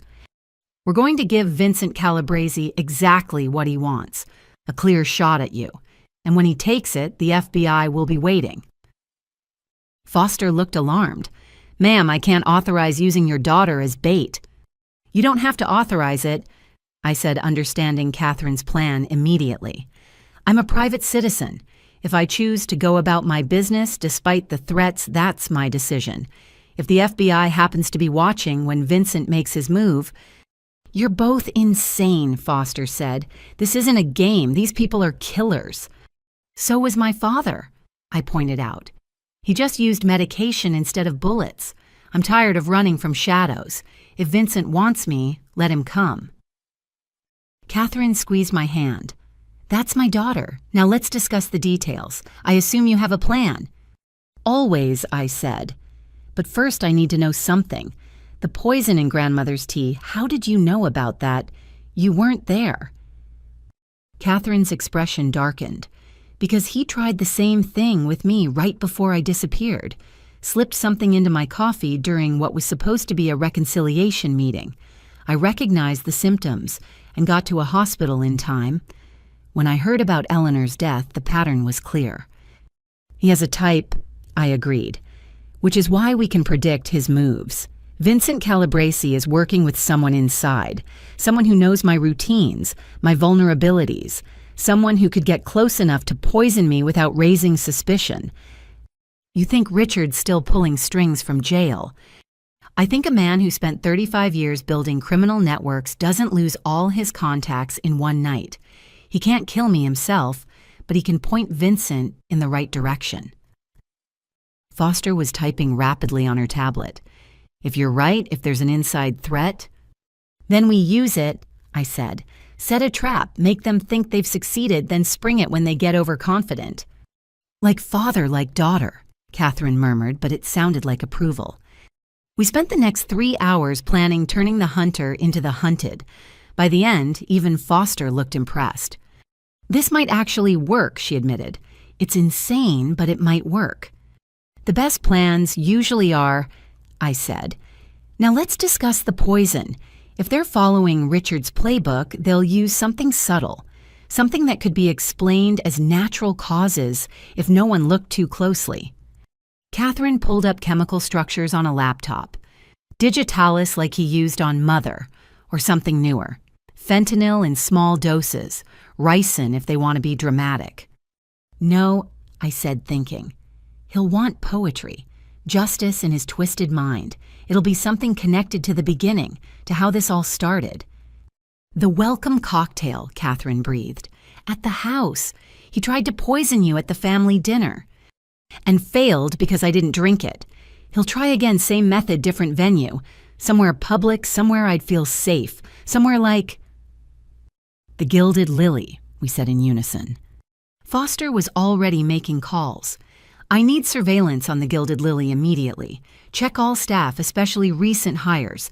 Someone's going to try to poison Alethea Walsh, probably in the next 48 hours. As plans took shape around us, I looked at Catherine. My mother, the genius who'd created an empire and then vanished to survive. We were alike in so many ways, but there was one crucial difference. She'd run to save herself. I was standing my ground to save everyone else. Are you sure about this? She asked quietly. I've been sure since the day I found out what he did to you, I replied. This ends now. All of it. No more running, no more hiding, no more fear. She nodded slowly.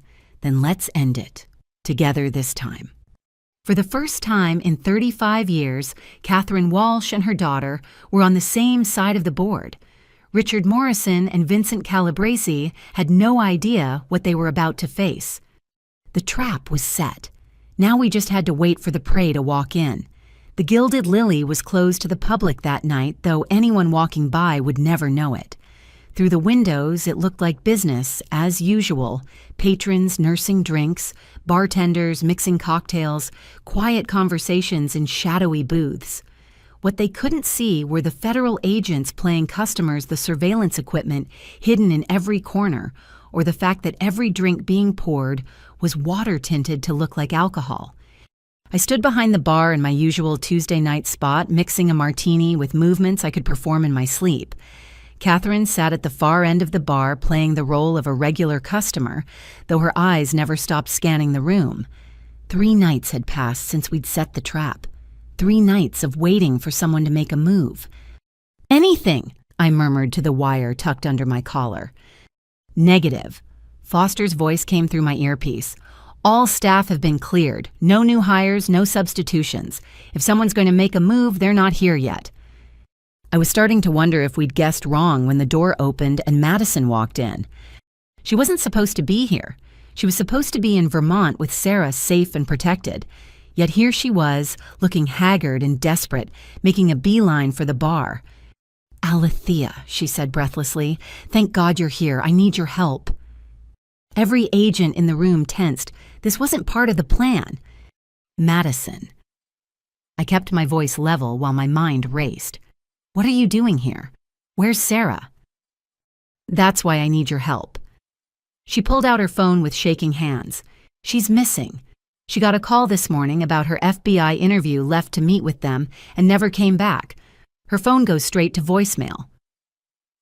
"Stand down," Foster said in my ear. "This could be a setup. Madison might be compromised." I studied my sister carefully. Her distress seemed genuine, but I'd learned never to trust appearances in my family. "When did she leave?" I asked, continuing to mix drinks as though nothing was wrong. 6 hours ago. The FBI says they never called her. They don't have any interviews scheduled. Madison's eyes filled with tears. Someone tricked her, Alethea. Someone took her. Catherine had gone very still at the end of the bar. She caught my eye, a silent warning in her expression. "Show me the messages," I said. Madison handed over her phone. The texts were there, someone claiming to be Agent Foster asking Sarah to come in for additional testimony. The language was almost right, but there were tells. Slightly wrong formatting a phone number that was 1 digit off from the real FBI contact. "Vincent Calabresi," I said quietly. "He couldn't get to me, so he's going after everyone I care about." "This changes things," Foster said in my ear. "We need to abort. If he has a hostage—" "No." I cut her off, speaking clearly so Madison could hear too. "This is exactly what he wants.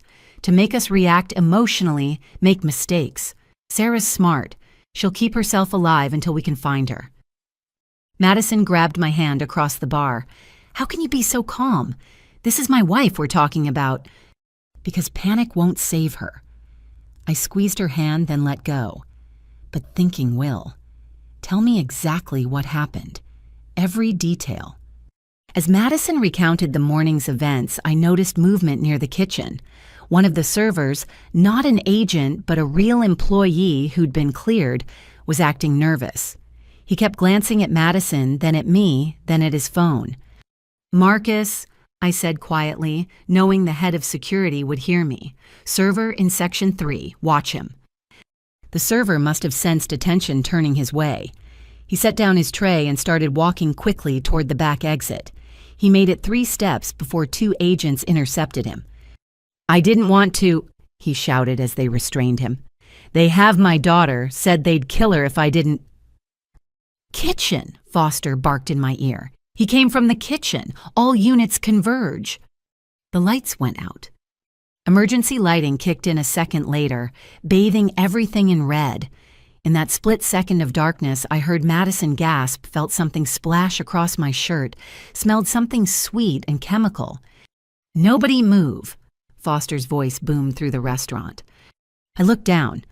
My shirt was soaked with liquid from a glass Madison had been holding, a glass I hadn't served her, a glass that had appeared while my attention was on the nervous server. Poison. Catherine was suddenly beside me, her facade of calm cracking. "Probably." I carefully didn't touch the liquid. "Madison, where did that glass come from?" My sister stared at it in horror. I don't know. It was just there. I picked it up without thinking when you were talking to that server." "Classic misdirection," I said. "Create a distraction with the nervous employee while someone else plants the real threat." Agents swarmed the kitchen, but I already knew what they'd find. During the chaos, someone had slipped in and out, leaving behind a poisoned drink that I was supposed to consume. If Madison hadn't picked it up first— "Sample team incoming," Foster announced. "Nobody touches anything. Madison, we need to get you to a hospital immediately." "I didn't drink any," Madison protested. "It just spilled." "Skin contact might be enough, depending on what it is," Catherine said. She was in full scientist mode, now examining the spill pattern without touching it. "The color's wrong for digitalis. Could be ricin in solution or this." An agent emerged from the kitchen holding an empty vial with gloved hands. "Found it in the trash. Fentanyl. Concentrated dose." "Enough to kill?" I asked. "Enough to kill 5 people," the agent confirmed. Madison swayed on her feet. "But I didn't— Sarah, we have to find Sarah." "We will," I promised. "But first we need to get you checked out. Even skin contact with fentanyl can be dangerous." As paramedics arrived to take Madison for evaluation, I noticed something tucked under the bar where the poisoned glass had been placed. A folded piece of paper. "Don't touch it," Foster warned. but I was already using tongs to pick it up carefully, unfolding it. The message was brief. Your sister for mine, midnight, Morrison Industries loading dock. Come alone or the FBI agent dies. He doesn't have just Sarah, I said, showing the note to Foster and Catherine. He has the real agent Foster too, the one who was supposed to interview Sarah. Foster, the one who'd been running our operation, went pale. That's Jessica Foster, my partner. She was on protective detail for Sarah Chen. So Vincent grabs them both, uses Jessica's credentials to lure Sarah out, then uses them both as bait to get to me. I set the note down carefully. He's smarter than we gave him credit for. You're not going, Catherine said immediately. It's clearly a trap. Of course it's a trap, but he has 2 innocent people. I can't let them die because of me. The FBI can handle this, Foster insisted. We'll surround the building, take him down. And he'll kill them both the moment he sees the first agent. I was already thinking through scenarios, calculating odds. No, this needs to be handled differently. He wants me specifically. There's something personal about this beyond just the Calabrese family's downfall. What do you mean? Catherine asked. Think about it. He could have grabbed Madison Helen, anyone close to me. But he took Sarah, Madison's wife, and he's demanding we meet at Morrison Industries. This isn't just about revenge, it's about Richard. My phone rang. Unknown number. Answer it, Foster said. We're tracing. Hello, Vincent, I said, putting it on speaker. Smart girl. His voice was rough-accented, carrying the weight of old-school organized crime. Figured out my name already. It wasn't hard. You're the only Calabrese brother still free, though not for long. He laughed. Maybe not, but I'll take you with me. You and your father's whole rotten family. My father's in federal custody. What does he have to do with this? Everything. The word exploded from him. 30 years my family did business with Richard Morrison. 30 years of moving his money, cleaning his sins, keeping his secrets. We were partners. You were parasites feeding off each other, I corrected. We were family. His voice cracked with emotion. My daughter, my Maria, she worked in his building. Trusted position, good pay, until 5 years ago. Something cold settled in my stomach. What happened 5 years ago? Your father happened. She found something in the books, discrepancies, places where money vanished. She thought it was a mistake, tried to fix it. But it wasn't a mistake, was it? It was him stealing from us. So you killed her, I guessed. He killed her, Vincent roared. Made it look like suicide. 23 years old, my baby girl, and he threw her off the roof of Morrison Industries because she found where he was skimming our money. I closed my eyes. Another ghost in my father's collection. Another life sacrificed to keep his secrets. I'm sorry about Maria, I said, meaning it. But Sarah and Agent Foster had nothing to do with that. Let them go. No, you took my brothers, destroyed my family's business. Your father took my daughter. Now I take what matters to you. Vincent, listen. Midnight, loading dock, alone, or I start sending pieces of them to your bar. The line went dead. Got him, one of the tech agents announced. He's calling from inside Morrison Industries, 40th floor. The boardroom, I said. He's in the boardroom where I took the company from my father. It's poetic justice in his mind. We can have teams there in 20 minutes, Foster said, which is why I need to go now before he expects it. I was already moving, grabbing things I'd need. He's emotional, acting on impulse. That makes him dangerous, but also predictable. He'll be focused on the symbolism, not the tactics. You're not going alone, Catherine said firmly. Yes, I am, but not unprepared. I pulled out a second phone, one the FBI didn't know about. I've spent 5 years building networks, Catherine. Not all of them are entirely legal. She raised an eyebrow.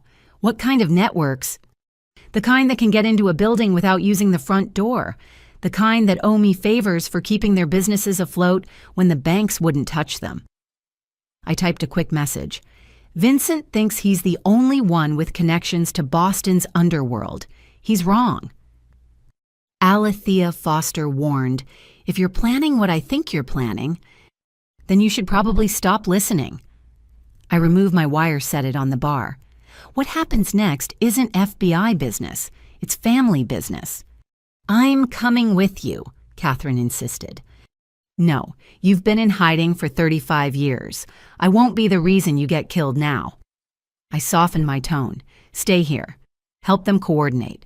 Use that brilliant mind to figure out Vincent's escape routes, but let me handle the face-to-face." She grabbed my hand as I turned to leave. "You're just like him, you know.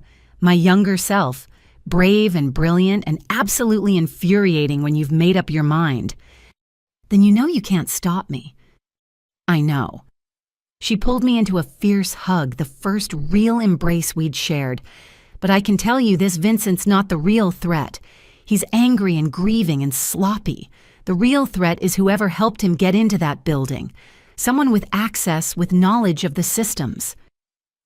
"I know," I whispered back. "That's why I'm really going." I left through the back exit knowing the FBI would track me, but hoping my other resources would move faster. The streets were dark, the city settling into its late-night rhythm. Somewhere in the Morrison Industries building, Sarah and Agent Foster were being held by a man driven mad by grief and revenge. But Catherine was right. Vincent Calabrese couldn't have gotten into that building alone. Someone had helped him. Someone who knew the security systems, the access codes, the blind spots. Someone who was still playing Richard Morrison's game, even with him behind bars. My phone buzzed. A message from an unlisted number: "Maintenance entrance, 10 minutes, door will be open." T. Tony Ferretti, former mob enforcer turned security consultant. I'd helped him go legitimate when no one else would trust him. Time to collect on that debt.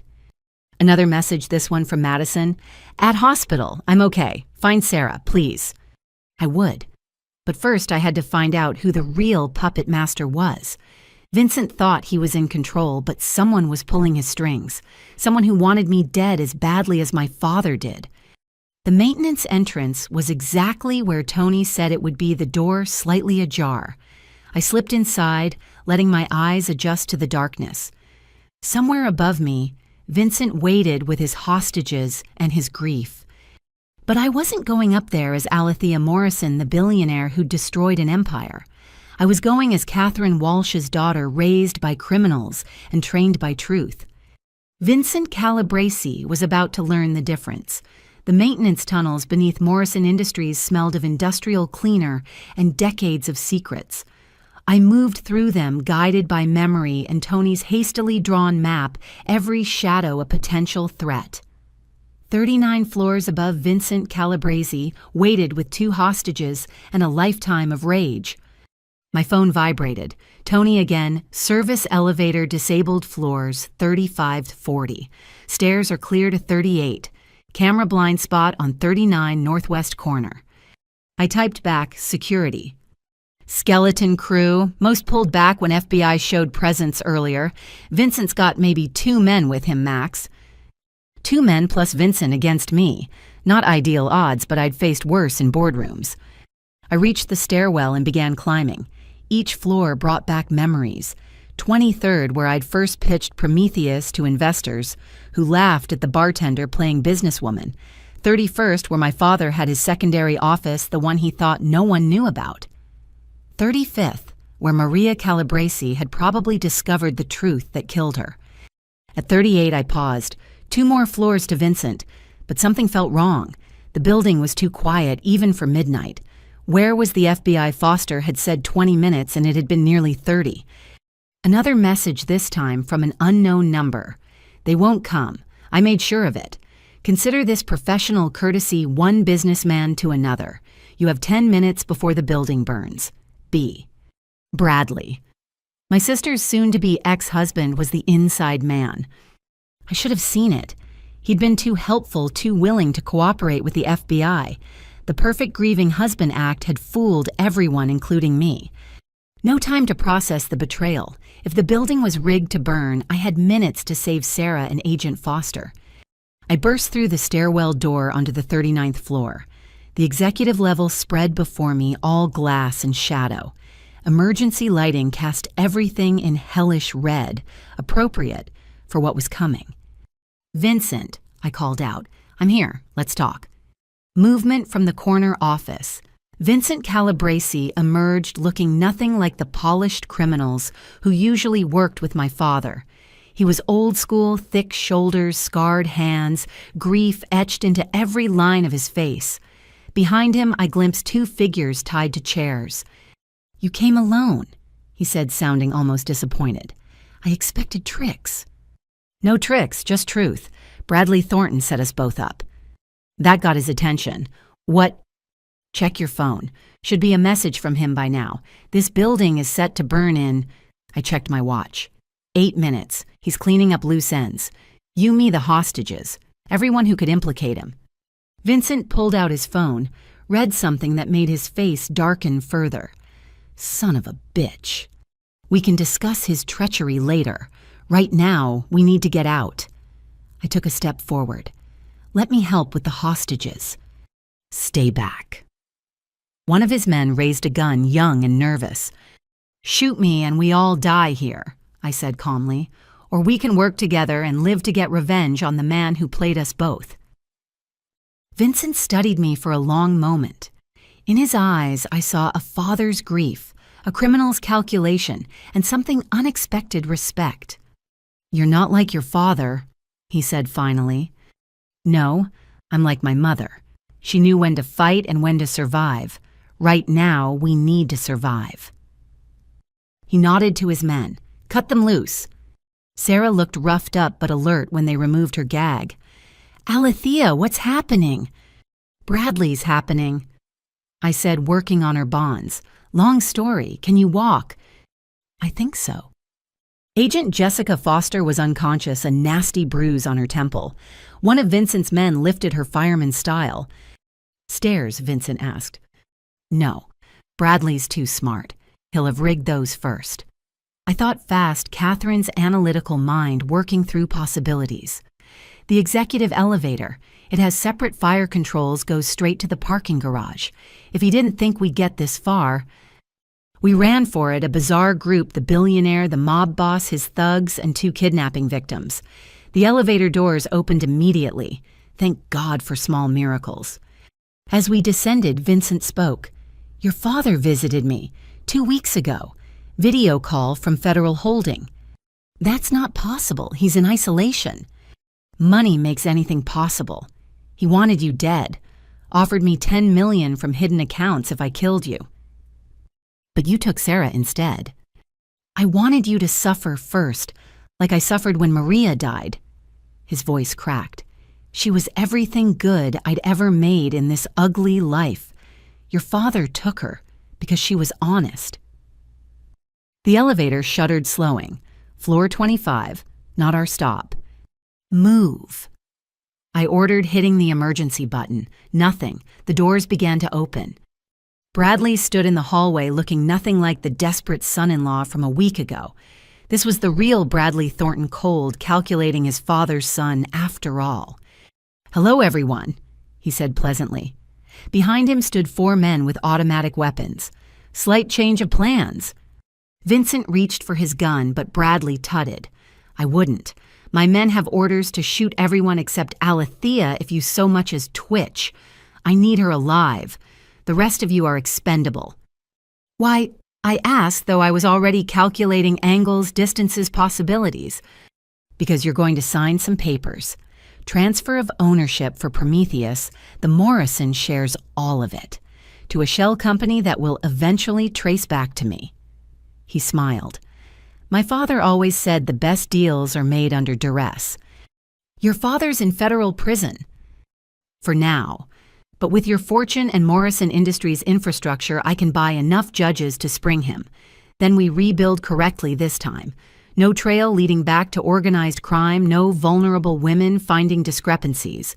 Just clean, untraceable profit." "Like Maria Calabresi found," I asked, watching Vincent tense in my peripheral vision. Bradley's smile faltered slightly. "That was your father's mess. He got sloppy, emotional. Killing her was stupid. Should have just paid her off or relocated her." You were there, Vincent breathed. You were there when my Maria died. I was in the building. Richard called me panicking, said his secretary had found something. I told him to handle it quietly, but he went full dramatic, threw her off the roof like this was some movie. Bradley shrugged. Cost us a lot to clean that up. Vincent made a sound like a wounded animal. In the confined space of the elevator, his rage was a living thing. So you see, Bradley continued, seemingly oblivious to the danger, I'm much more practical than Richard. I won't kill you, Alethea. Just bankrupt you and leave you to tend bar for real. Poetic, really. There's just one problem with your plan, I said. What's that? I smiled my mother's smile, cold, calculating. I don't make deals under duress. I make war. I hit the elevator's fire override, not the public one Bradley had disabled, but the hidden one my father had installed for his own escapes. The doors slammed shut as the elevator plummeted toward the basement. Bradley's shocked face disappeared as bullets sparked off the closing steel. 5 minutes until the building burns, I announced to our group. Basement has old tunnels connecting to the subway maintenance areas. We go down then out. You planned for this? Sarah asked, steadying herself against the elevator wall. I plan for everything. It's what separates survivors from victims. The elevator hit the basement level hard enough to buckle my knees. We spilled out into darkness lit only by emergency strips along the floor. Behind us, I could hear Bradley's team in the stairwell descending fast. This way. I led them through passages I'd explored during my hostile takeover research. Know your battlefield, Catherine had written in one of her journals. Every entrance, every exit, every secret. The tunnels were worse than I remembered, water dripping from corroded pipes, rats scuttling away from our footsteps. Agent Foster was starting to come around, mumbling incoherently as Vincent's man carried her. Why save us? Vincent asked as we ran. I came to kill you. Because you're grieving. Bradley's just evil. There's a difference. Your father killed my daughter, and he'll die in prison for it. But Bradley, he'll keep killing if we don't stop him. I paused at a junction, orienting myself. Left here, should connect to the old bootlegger tunnels. How do you know about those? Vincent sounded impressed despite himself. My great-grandfather ran liquor during Prohibition, family business before he went legitimate. Some of us remember our roots. Behind us, an explosion shook the tunnel, the building's basement levels erupting in flame, Bradley's insurance policy against our survival. Move. I shoved everyone forward as heat chased us through the passages. The air grew thick with smoke, each breath burning. Sarah stumbled, coughing. I caught her arm, half dragging her forward. Almost there. See that light? That's the subway access. We burst through a rusted gate into a maintenance tunnel just as the passage behind us became an inferno. The roar of flames mixed with the distant rumble of late-night trains. Everyone alive. I did a quick count. Vincent's 2 men, Agent Foster, barely conscious. Sarah gasping but upright. Vincent himself looking like he'd aged another decade. My phone, miraculously intact, buzzed with messages. The FBI had arrived at Morrison Industries to find it fully ablaze. Bradley was being sought, but had vanished. Madison was safe at the hospital, demanding updates. What now? Vincent asked. Now we get Agent Foster medical attention. Sarah, too.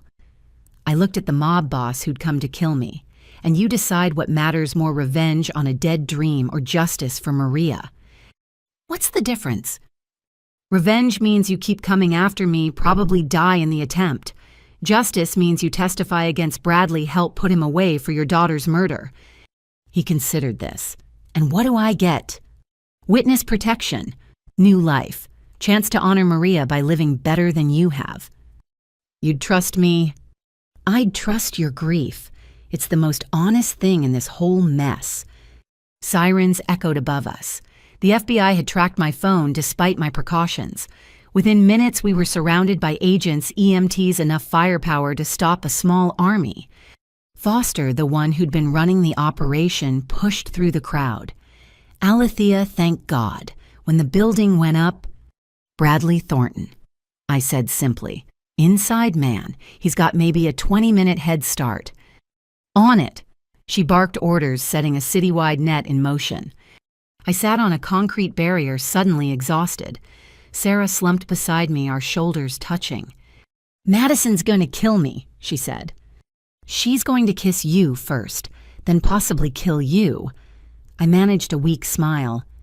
Thank you for not dying. Thank you for saving me. Us. She glanced at Vincent being led away by agents. That was unexpected. Catherine taught me something tonight. Sometimes the real enemy isn't the obvious one. It's the one hiding behind the reasonable mask. Speaking of which, Sarah pointed to a figure approaching through the chaos. Catherine walked toward us, ignoring FBI protests, her face a masterwork of controlled fear. She'd maintained her composure through 35 years of hiding, but seeing her daughter emerge from a burning building had finally cracked it. You're an idiot, she said, pulling me into a fierce hug. Brave and brilliant and an absolute idiot. Learned from the best, I murmured against her shoulder. When she pulled back, her eyes were wet but fierce. Bradley. In the wind, but not for long. He made one crucial mistake. What's that? He let me live, and I know exactly where he's going. Foster appeared at my elbow. Care to share with the class? His father. Everything Bradley does is about impressing his father. He'll try to break him out, probably already has men moving on the federal facility. I stood, new energy flowing through exhaustion. If you move now... Already on it, Foster assured me. Teams dispatched 10 minutes ago when you mentioned it in the tunnels. I blinked. You heard that? Your phone was broadcasting the whole time. You really think we'd let you go in alone? She grinned. Though I'll deny that in court. Officially, you acted without FBI knowledge or support. Officially, I'm just a bartender who got lucky. I agreed. 2 hours later, Bradley Thornton was in custody, caught trying to bribe guards at his father's federal holding facility. The money he'd offered traced back to accounts stolen from Morrison Industries, the same hidden funds my father had used for his criminal enterprises. Vincent Calabresi sat in an interrogation room spilling 30 years of secrets. His testimony would put away what remained of his organization and add decades to my father's sentence. Sarah reunited with Madison in a tearful embrace that reminded me family could mean chosen bonds, not just blood. And Catherine and I stood outside the FBI building watching dawn break over Boston. Morrison Industries was gone, its headquarters a smoking ruin. But Prometheus would rise from its ashes stronger and cleaner than what came before. Was it worth it? Catherine asked.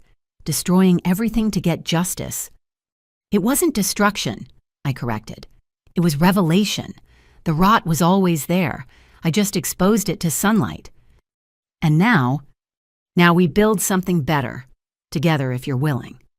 She took my hand, mother and daughter united after 35 years of separation.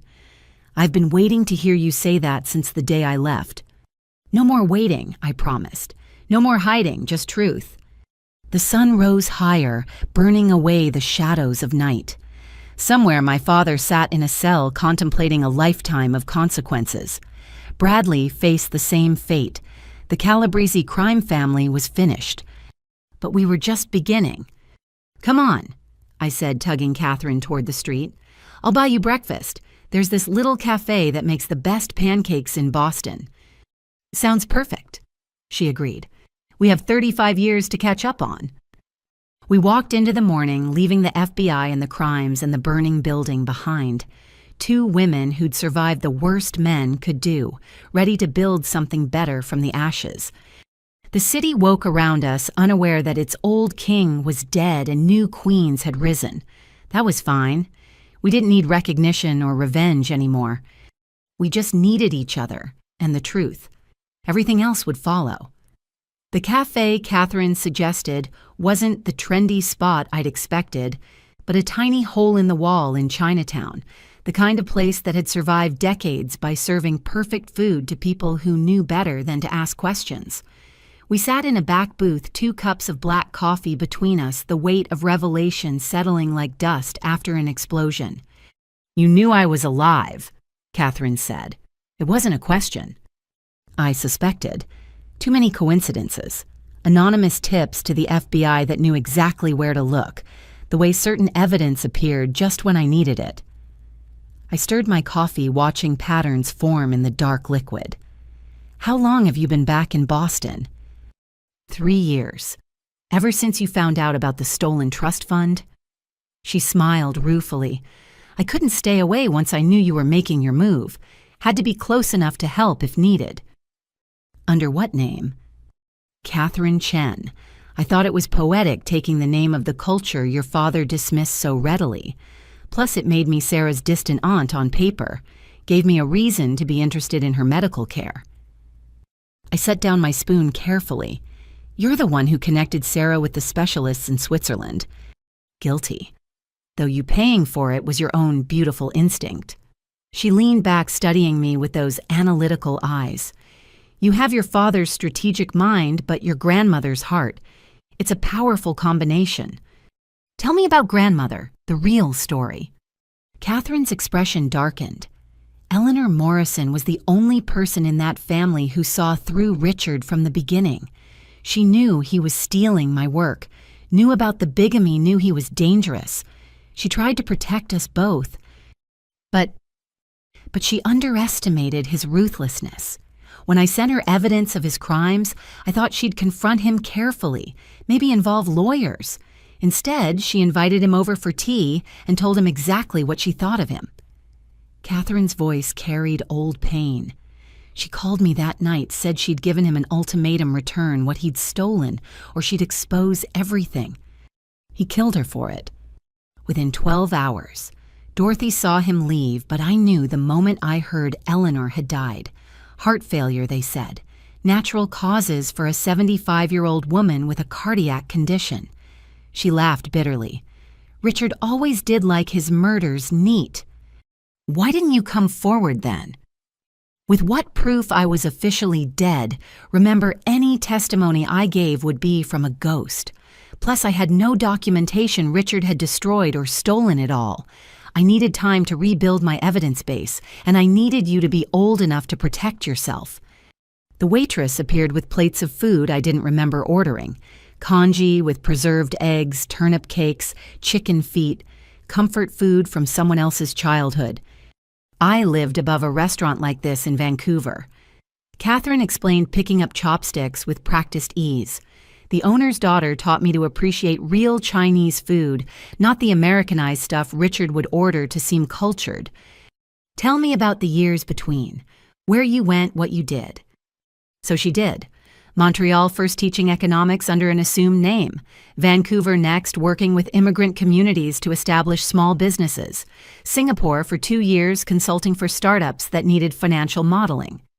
"Always moving," she said. "Always looking over my shoulder, but also always working. Every algorithm I created, every business I helped build, I was refining the theories Richard stole, making them better, cleaner, more ethical. And feeding information to law enforcement. When I could. Little things at first. A tip about money laundering here, suspicious trading patterns there. Building a case so slowly that no one could trace it back to a single source." She smiled. "Though I think Agent Foster suspected. She's sharp." "She never said anything." "She wouldn't. Plausible deniability. As long as the information was good, she didn't need to know where it came from." We ate in companionable silence for a while, the restaurant filling with the early morning crowd. Elderly Chinese men reading newspapers, young professionals grabbing quick breakfasts, the eternal rhythm of city life. "There's something else," Catherine said eventually, "about Maria Calabresi." I looked up sharply. "What about her?" I knew her. She was in my economic modeling class at Boston University. I taught there under another name for a semester. Brilliant girl. Reminded me of you, actually. That same hunger to understand how systems really worked. "You taught the woman my father would later murder." Life has a terrible sense of irony. Catherine pushed rice around her bowl. When she got the job at Morrison Industries, she emailed me. So proud. Said she was going to apply everything I'd taught her about forensic accounting. Christ. I tried to warn her off subtly, suggested other companies, other opportunities, but she was determined, wanted to work for the great Richard Morrison. Her voice turned bitter. I should have told her the truth. She wouldn't have believed you. No one would have believed Richard Morrison was a murderer without proof. Still, she died because she was smart enough to spot patterns I taught her to see. That weight will never leave me. My phone buzzed, Madison texting that she and Sarah were home safe, asking if I was okay. I showed it to Catherine. "Your sister turned out better than I expected," she said, given Richard's influence. She had Sarah. Love has a way of bringing out truth in people. Speaking of which, Catherine's tone turned careful. Is there anyone in your life beyond the empire building and justice-seeking? I laughed. When would I have had time? Every relationship I've attempted ended when they realized I was more interested in spreadsheets than small talk. You'll find someone, probably when you least expect it. She paused. I did, actually, in Singapore. Her name was Lynn. We were together for 3 years. What happened? She wanted honesty. A real life together, not one built on lies about my past. I couldn't give her that while Richard was still free. Her eyes grew distant. She married someone else. Has 2 children now. I still send birthday cards. Under what name? She knows them all. Lynn was the one person I trusted with everything. She helped me refine the financial models, actually. Some of the best features in the Prometheus system came from her suggestions. Do you regret it? Choosing revenge over love?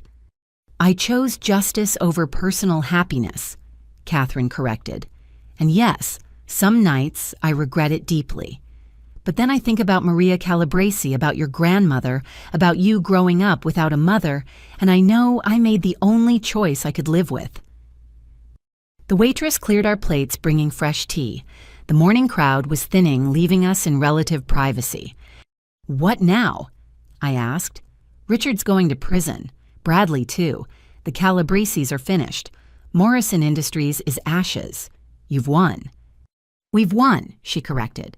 And what comes next is harder than revenge rebuilding, making something worthy of all the sacrifices. Prometheus will absorb the legitimate parts of Morrison Industries. The patents will be properly attributed to you.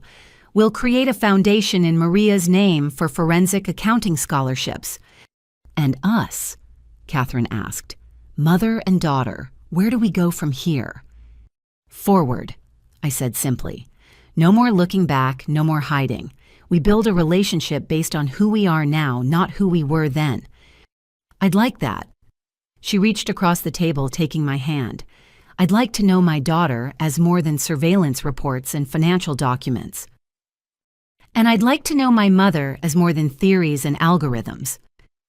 We sat there, hands clasped across the table, 2 women who'd lost decades but gained truth.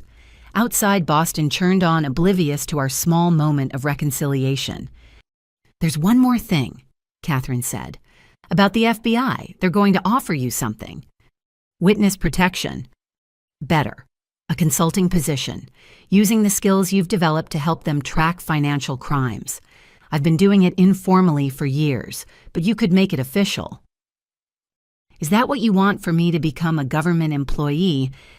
I want you to be happy, she said firmly, whether that's running Prometheus, working with the FBI, or going back to tending bar.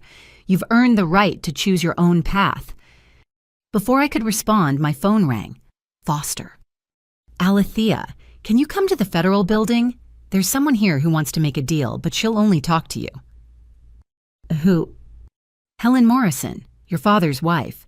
She says she has information about murders. Plural. I met Catherine's eyes. We'll be right there. We I, Foster asked. I'm bringing Catherine Walsh. It's time everyone met properly. A pause. The Catherine Walsh, the economist. The witness, I corrected. The survivor, the mother. We'll see you in 20 minutes. I hung up and looked at Catherine. Ready to stop being a ghost? I've been ready for 35 years, she said. Let's go hear what Helen has to say. Something tells me Richard's crimes go deeper than even we suspected. We left the restaurant together, mother and daughter, walking into the morning light. Behind us lay decades of separation and secrets.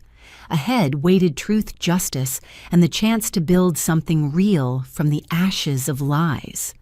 One question, Catherine said as we hailed a taxi. How did you know I was alive, really? I smiled. The Walsh framework. Every few years, someone would publish a paper that built on your work in ways only you could have conceived.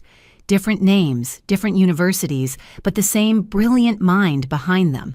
I've been collecting them for 5 years. And you never tried to find me. I knew you'd come when you were ready, just like you knew I'd be strong enough to handle the truth when I was ready. I opened the taxi door for her. We're economists, Catherine. We understand that timing is everything. She laughed, the sound bright and real. God, I've missed having someone who thinks like me. Well, I said, sliding in beside her, you've got me now, for whatever comes next. The taxi pulled into traffic, carrying us toward whatever new revelations Helen Morrison was about to unleash.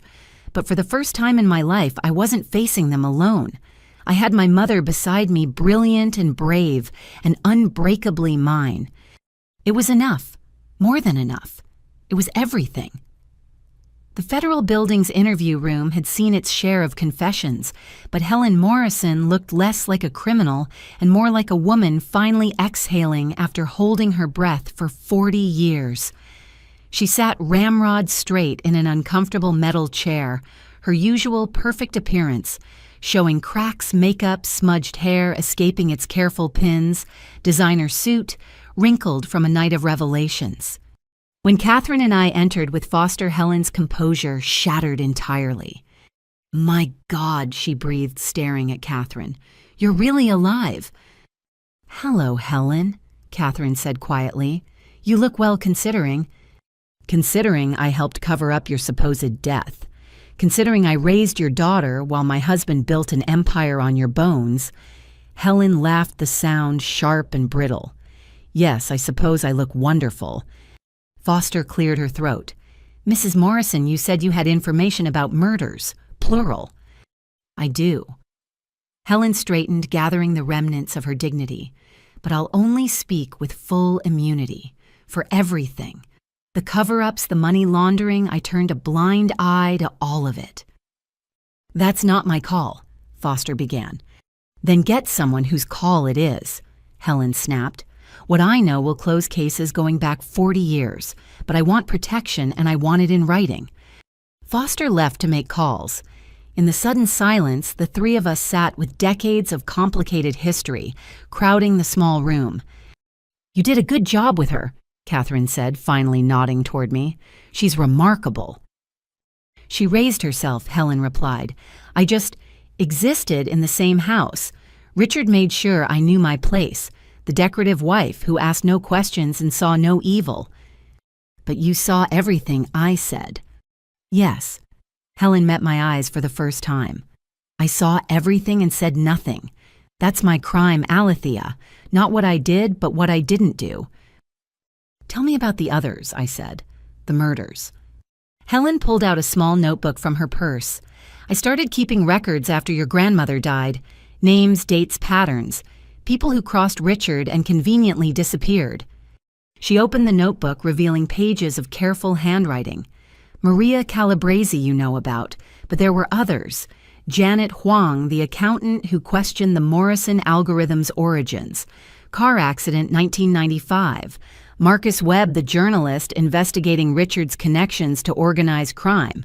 Overdose 1998 despite being a teetotaler. Jesus, Catherine whispered. Dr. Patricia Morse, the oncologist treating Catherine. Helen glanced at my mother. She died in a hiking accident 2 weeks after you disappeared. Fell off a trail she'd hiked hundreds of times. Patricia died. Catherine's voice cracked. She was helping me plan my escape. Said she'd testify about Richard trying to influence my treatment. Which is why she had to go. Helen turned another page. Should I continue?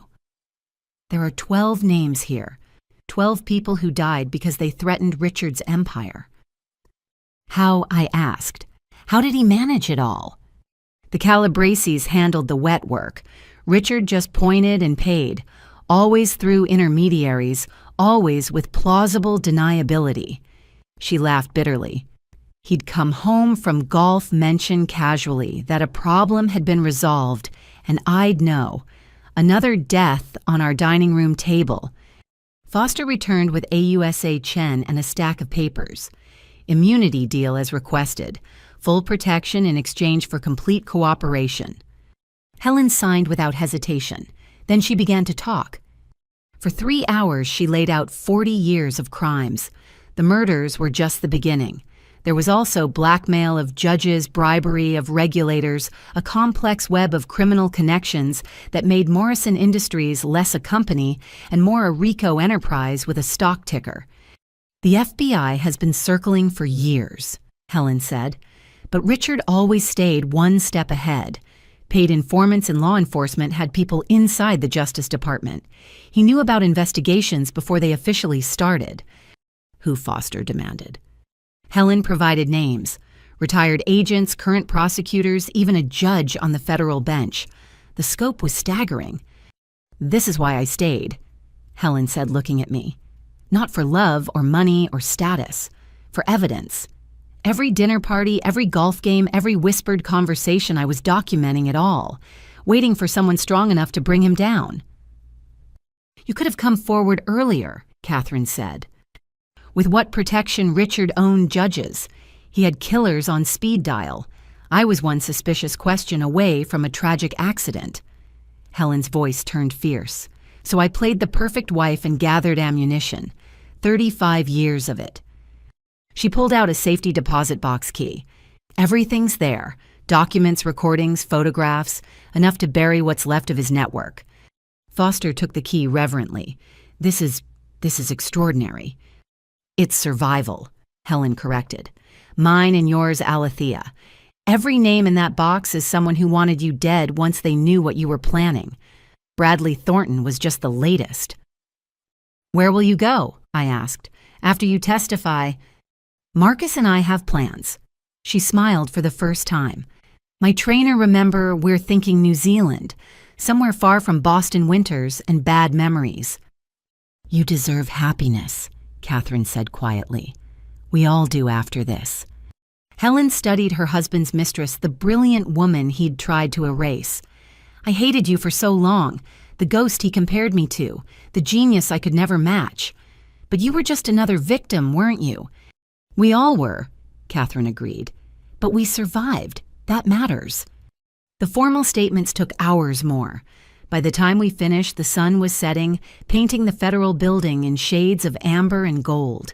Helen left in protective custody, heading for a safe house until trial. Foster's team scrambled to process the mountain of new evidence. Catherine and I found ourselves on the building steps breathing free air after hours in windowless rooms.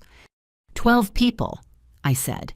He killed 12 people and I never suspected. You couldn't have known. Helen barely knew and she lived with him. Catherine touched my shoulder gently. Don't carry guilt for his crimes. Madison needs to know about all of it. Tomorrow, Catherine suggested. Tonight we both need to process this. My phone rang. Dorothy. Turn on the news, she said without preamble. Channel 5. We found a television in the federal building's lobby. The screen showed Morrison Industries still smoking from last night's fire, but the reporter wasn't talking about arson.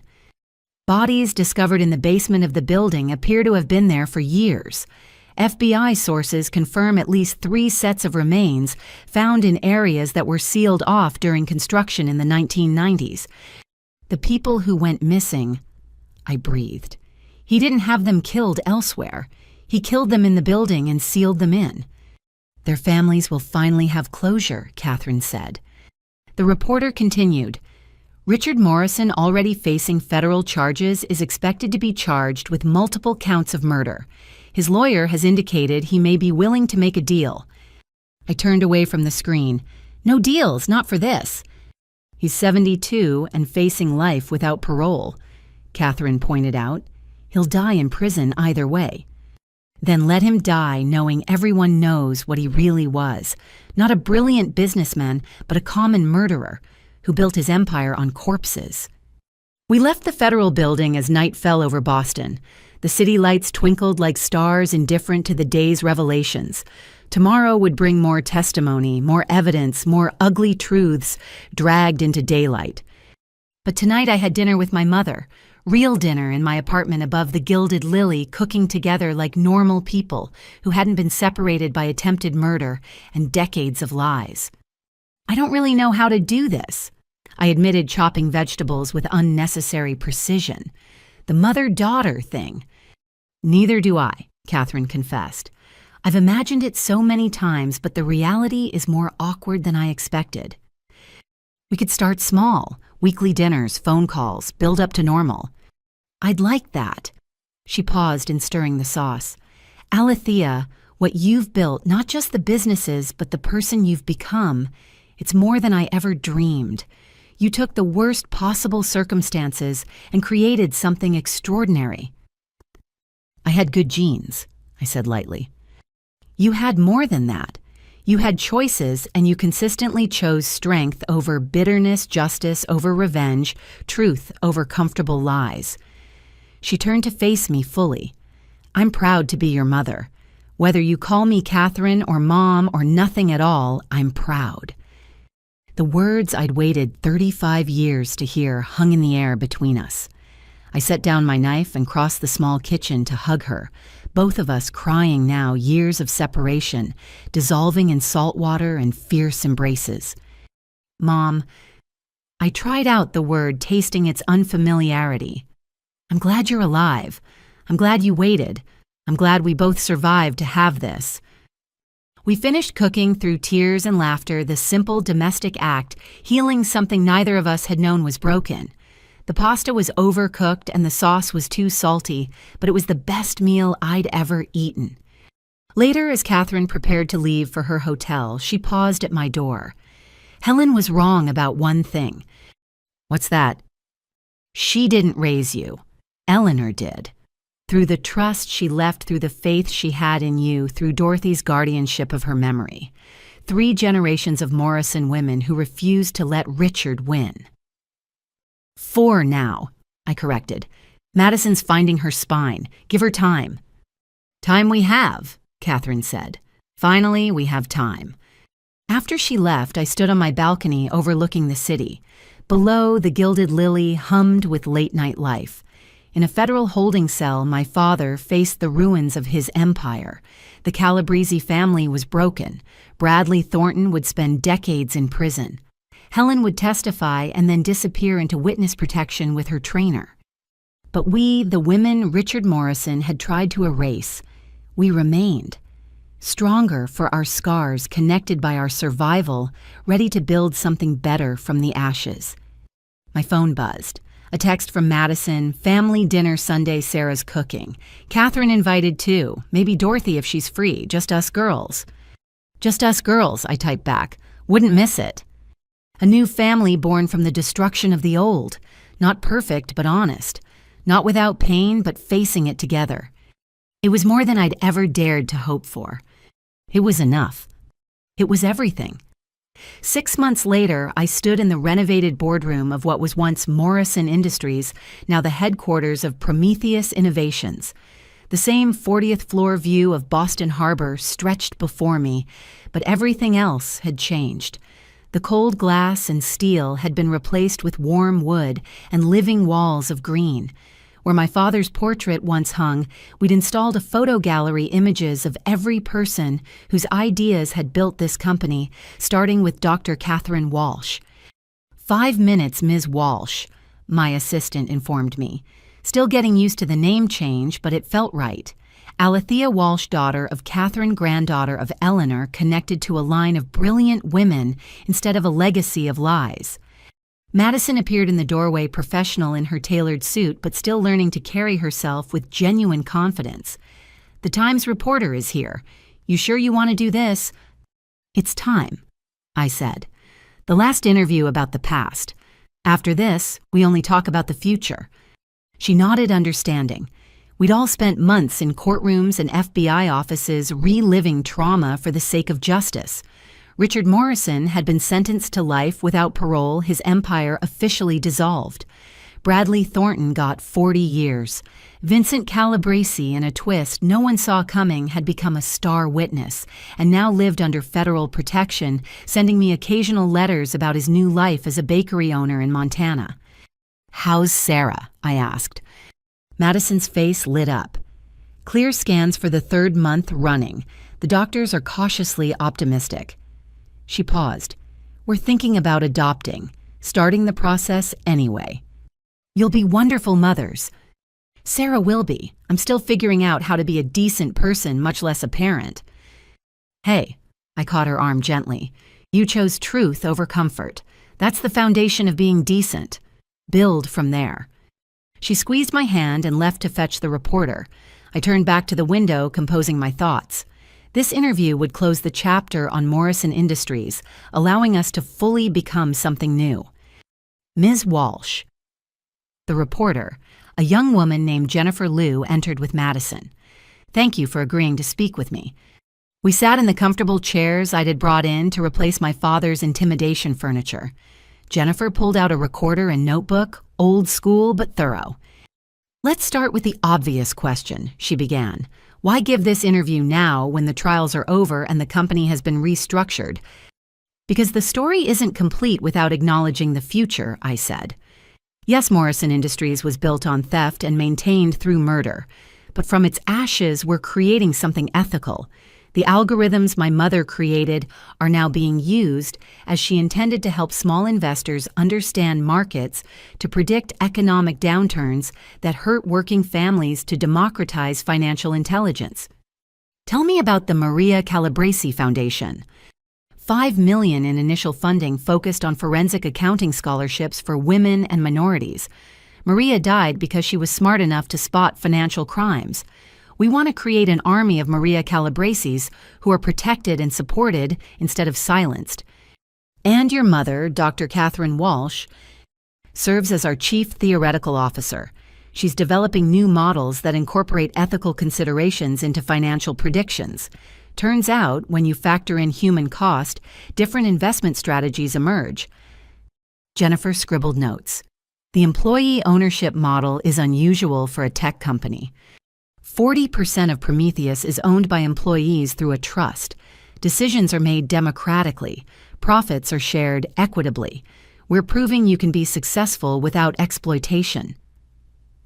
"Some critics say you're being naive. That ethical business can't compete with ruthless capitalism." "My father believed that too. He's serving life in federal prison while we're projecting 30% growth annually." I smiled. "I'll take naive over imprisoned any day." "What about personal costs? Your family was destroyed by these revelations." "My family was destroyed long before I exposed it. The revelations allowed us to build something real. I have a relationship with my mother. My sister is free to live authentically. Even Helen found happiness in witness protection. Truth didn't destroy us. Lies did." "Do you ever visit him, your father?" "Once. He asked me to use my influence to get him transferred to a minimum security facility. I declined. He made his choices. Now he lives with them." "That's cold." "That's justice. 12 people are dead because of him. Their families deserve to know he's paying for every single life he took." We talked for another hour, covering the business transformation, the ongoing FBI investigation spurred by Helen's evidence, the surprising support from formerly competing companies. When it was over, Jennifer packed up her things. "One last question off the record." I nodded. "Was it worth it, losing your father, your family name, your childhood home? Was justice worth all that?" I thought about Sunday dinners with my chosen family, Catherine teaching Sarah economic theory while they cooked, Madison learning to laugh without calculating its effect, Dorothy presiding over it all with quiet satisfaction, Helen's postcards from New Zealand always unsigned but unmistakable. I didn't lose those things. I said finally.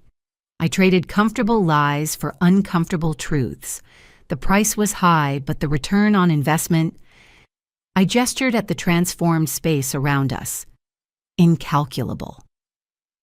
After she left, I walked through the building, something I did every evening. The executive floors had been converted to collaborative workspaces. The basement where bodies had been found was now a memorial garden open to the public with plaques for each victim. We'd exorcise the ghosts by acknowledging them. I found Catherine in her lab, really just a comfortable office filled with whiteboards and computers, but she insisted on calling it a lab. She was deep in conversation with Lynn, who'd flown in from Singapore the week before. Watching them together, the easy intimacy of minds that matched, I slipped away without disturbing them. Second chances were rare and precious. The Gilded Lily was packed when I arrived for my Tuesday shift. Word had spread that Alethea Walsh still poured drinks twice a week, and curious customers mixed with regulars. I tied on my apron and got to work finding peace in the simple rhythm of service. "Whiskey neat," a familiar voice ordered. I looked up to find Marcus Helen's former trainer and current partner sitting at the bar. He wasn't supposed to be in the country. "Helen," I asked quietly. "Is fine. Sends her love. We're just passing through, heading to Europe for a bit." He slid an envelope across the bar. "She wanted you to have this." Inside was a photograph I'd never seen. My grandmother, Eleanor, much younger, standing with a woman who could only be Catherine's mother, my other grandmother. They were laughing at something arms-linked conspirators in a joke lost to time. On the back in Helen's handwriting, "Found this in Richard's safe. Proof that women in your family have always found each other despite the men who tried to keep them apart. Be happy, H." "Tell her thank you." I managed around the lump in my throat. "Tell her yourself. We'll be back for Christmas." Quietly, of course. He raised his whiskey. "To the women who survived." "To the women who thrived." I corrected, pouring myself a rare drink. The night flowed on. Customers came and went, each with their own stories of triumph and failure, love and loss. I listened, served, offered the occasional wisdom. This was why I kept tending bar, to remember that business was ultimately about people, their hopes and struggles and small victories. Near closing time, a young woman approached the bar nervously, college age, probably with the intense eyes of someone carrying weight beyond her years. "Are you really Alethea Walsh?" she asked. "I am. My name is Christina Huang. Janet Huang was my mother." I set down the glass I'd been polishing. Janet Huang, the accountant who'd questioned the Morrison algorithm, one of my father's victims. "I remember her name," I said carefully. "I'm sorry for your loss." "I was 5 when she died. They said it was an accident, but I never believed it. Then I saw the news about your father, the bodies in the building." She took a shaky breath. "I just wanted to thank you for giving her justice, for proving I wasn't crazy to suspect murder. Your mother was brave to ask questions. I'm sorry she paid such a terrible price for integrity. She left journals, notes about discrepancies she'd found. I could never make sense of them, but maybe—" Christina pulled out a flash drive. "Maybe they could help with something I don't know.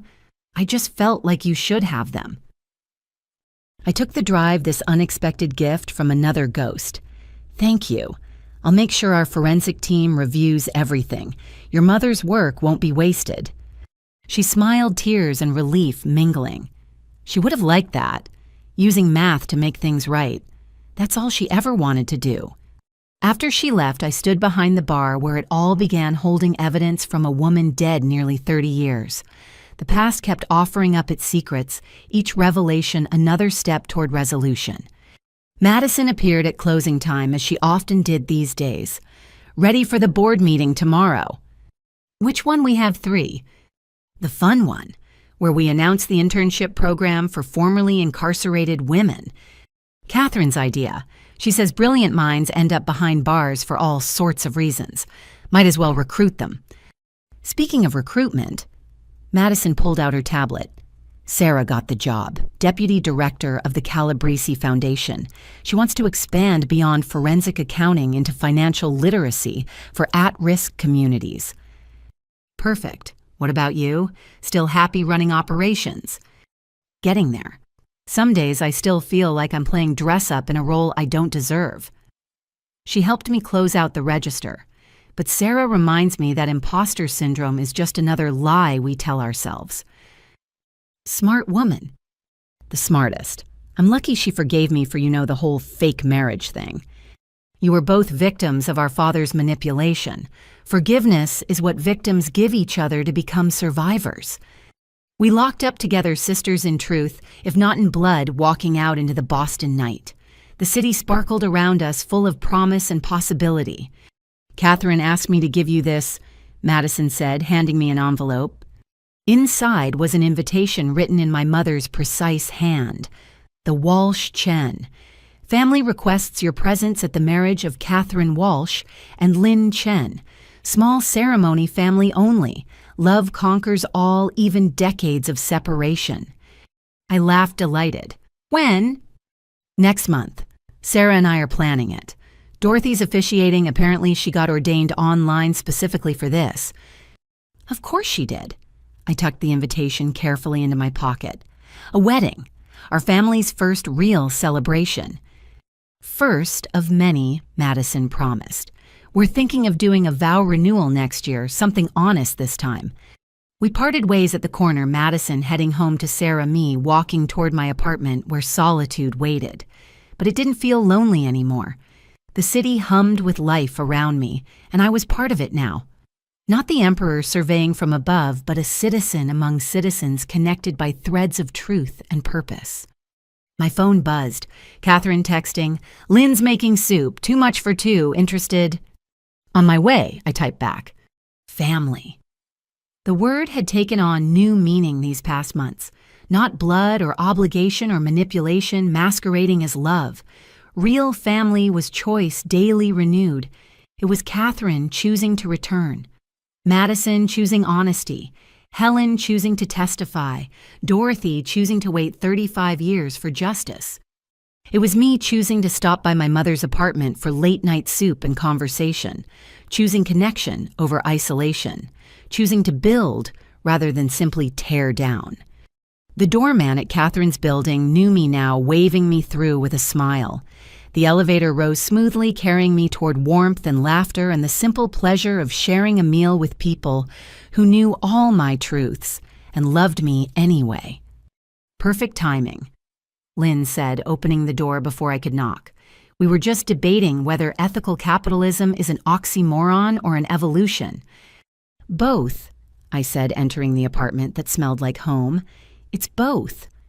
Catherine appeared from the kitchen, wooden spoon in hand, wearing an apron that said, Economists do it with models. A gift from Lynn, apparently. There's my daughter. She said the words still carrying wonder 6 months later. Ready to solve the world's problems over soup? Always, I said, meaning it. We sat around their small table, 3 women who'd found each other against all odds, debating theory and practice while sharing simple food. Outside, Boston slept. Somewhere, my father sat in his cell. The Calabrese brothers served their time. Bradley Thornton contemplated decades of consequences. We clinked cups, ceramic against ceramic, the sound ringing like bells announcing a new day. And in that moment, sitting with my mother and her love knowing Madison and Sarah were home together, that Dorothy was probably reading in bed, that Helen was watching a New Zealand sunset. In that moment, I understood what victory really meant. It wasn't the fallen empire or the successful company or the justice served. It was this connection, truth. The choice to love after loss, to trust after betrayal, to build after destruction. Tell us about the interview, Lynn prompted. How did it go? So I told them, and we talked until dawn painted the sky pink over Boston Harbor. 3 women planning a wedding and a future and 1,000 small revolutions that began with refusing to live lies. The city woke around us and we greeted it together, ready for whatever came next. The past was settled. The future was ours. And for the first time in my life, that was exactly where I wanted to be.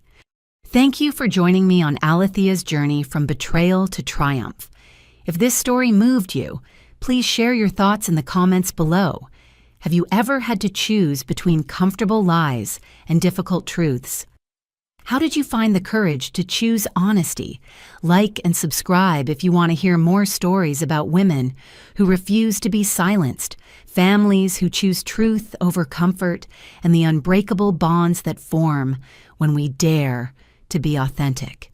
Remember, your story matters, your voice matters, and sometimes the greatest revenge is simply living well and honestly. Until next time, may you find the strength to build something beautiful from whatever ashes life hands you.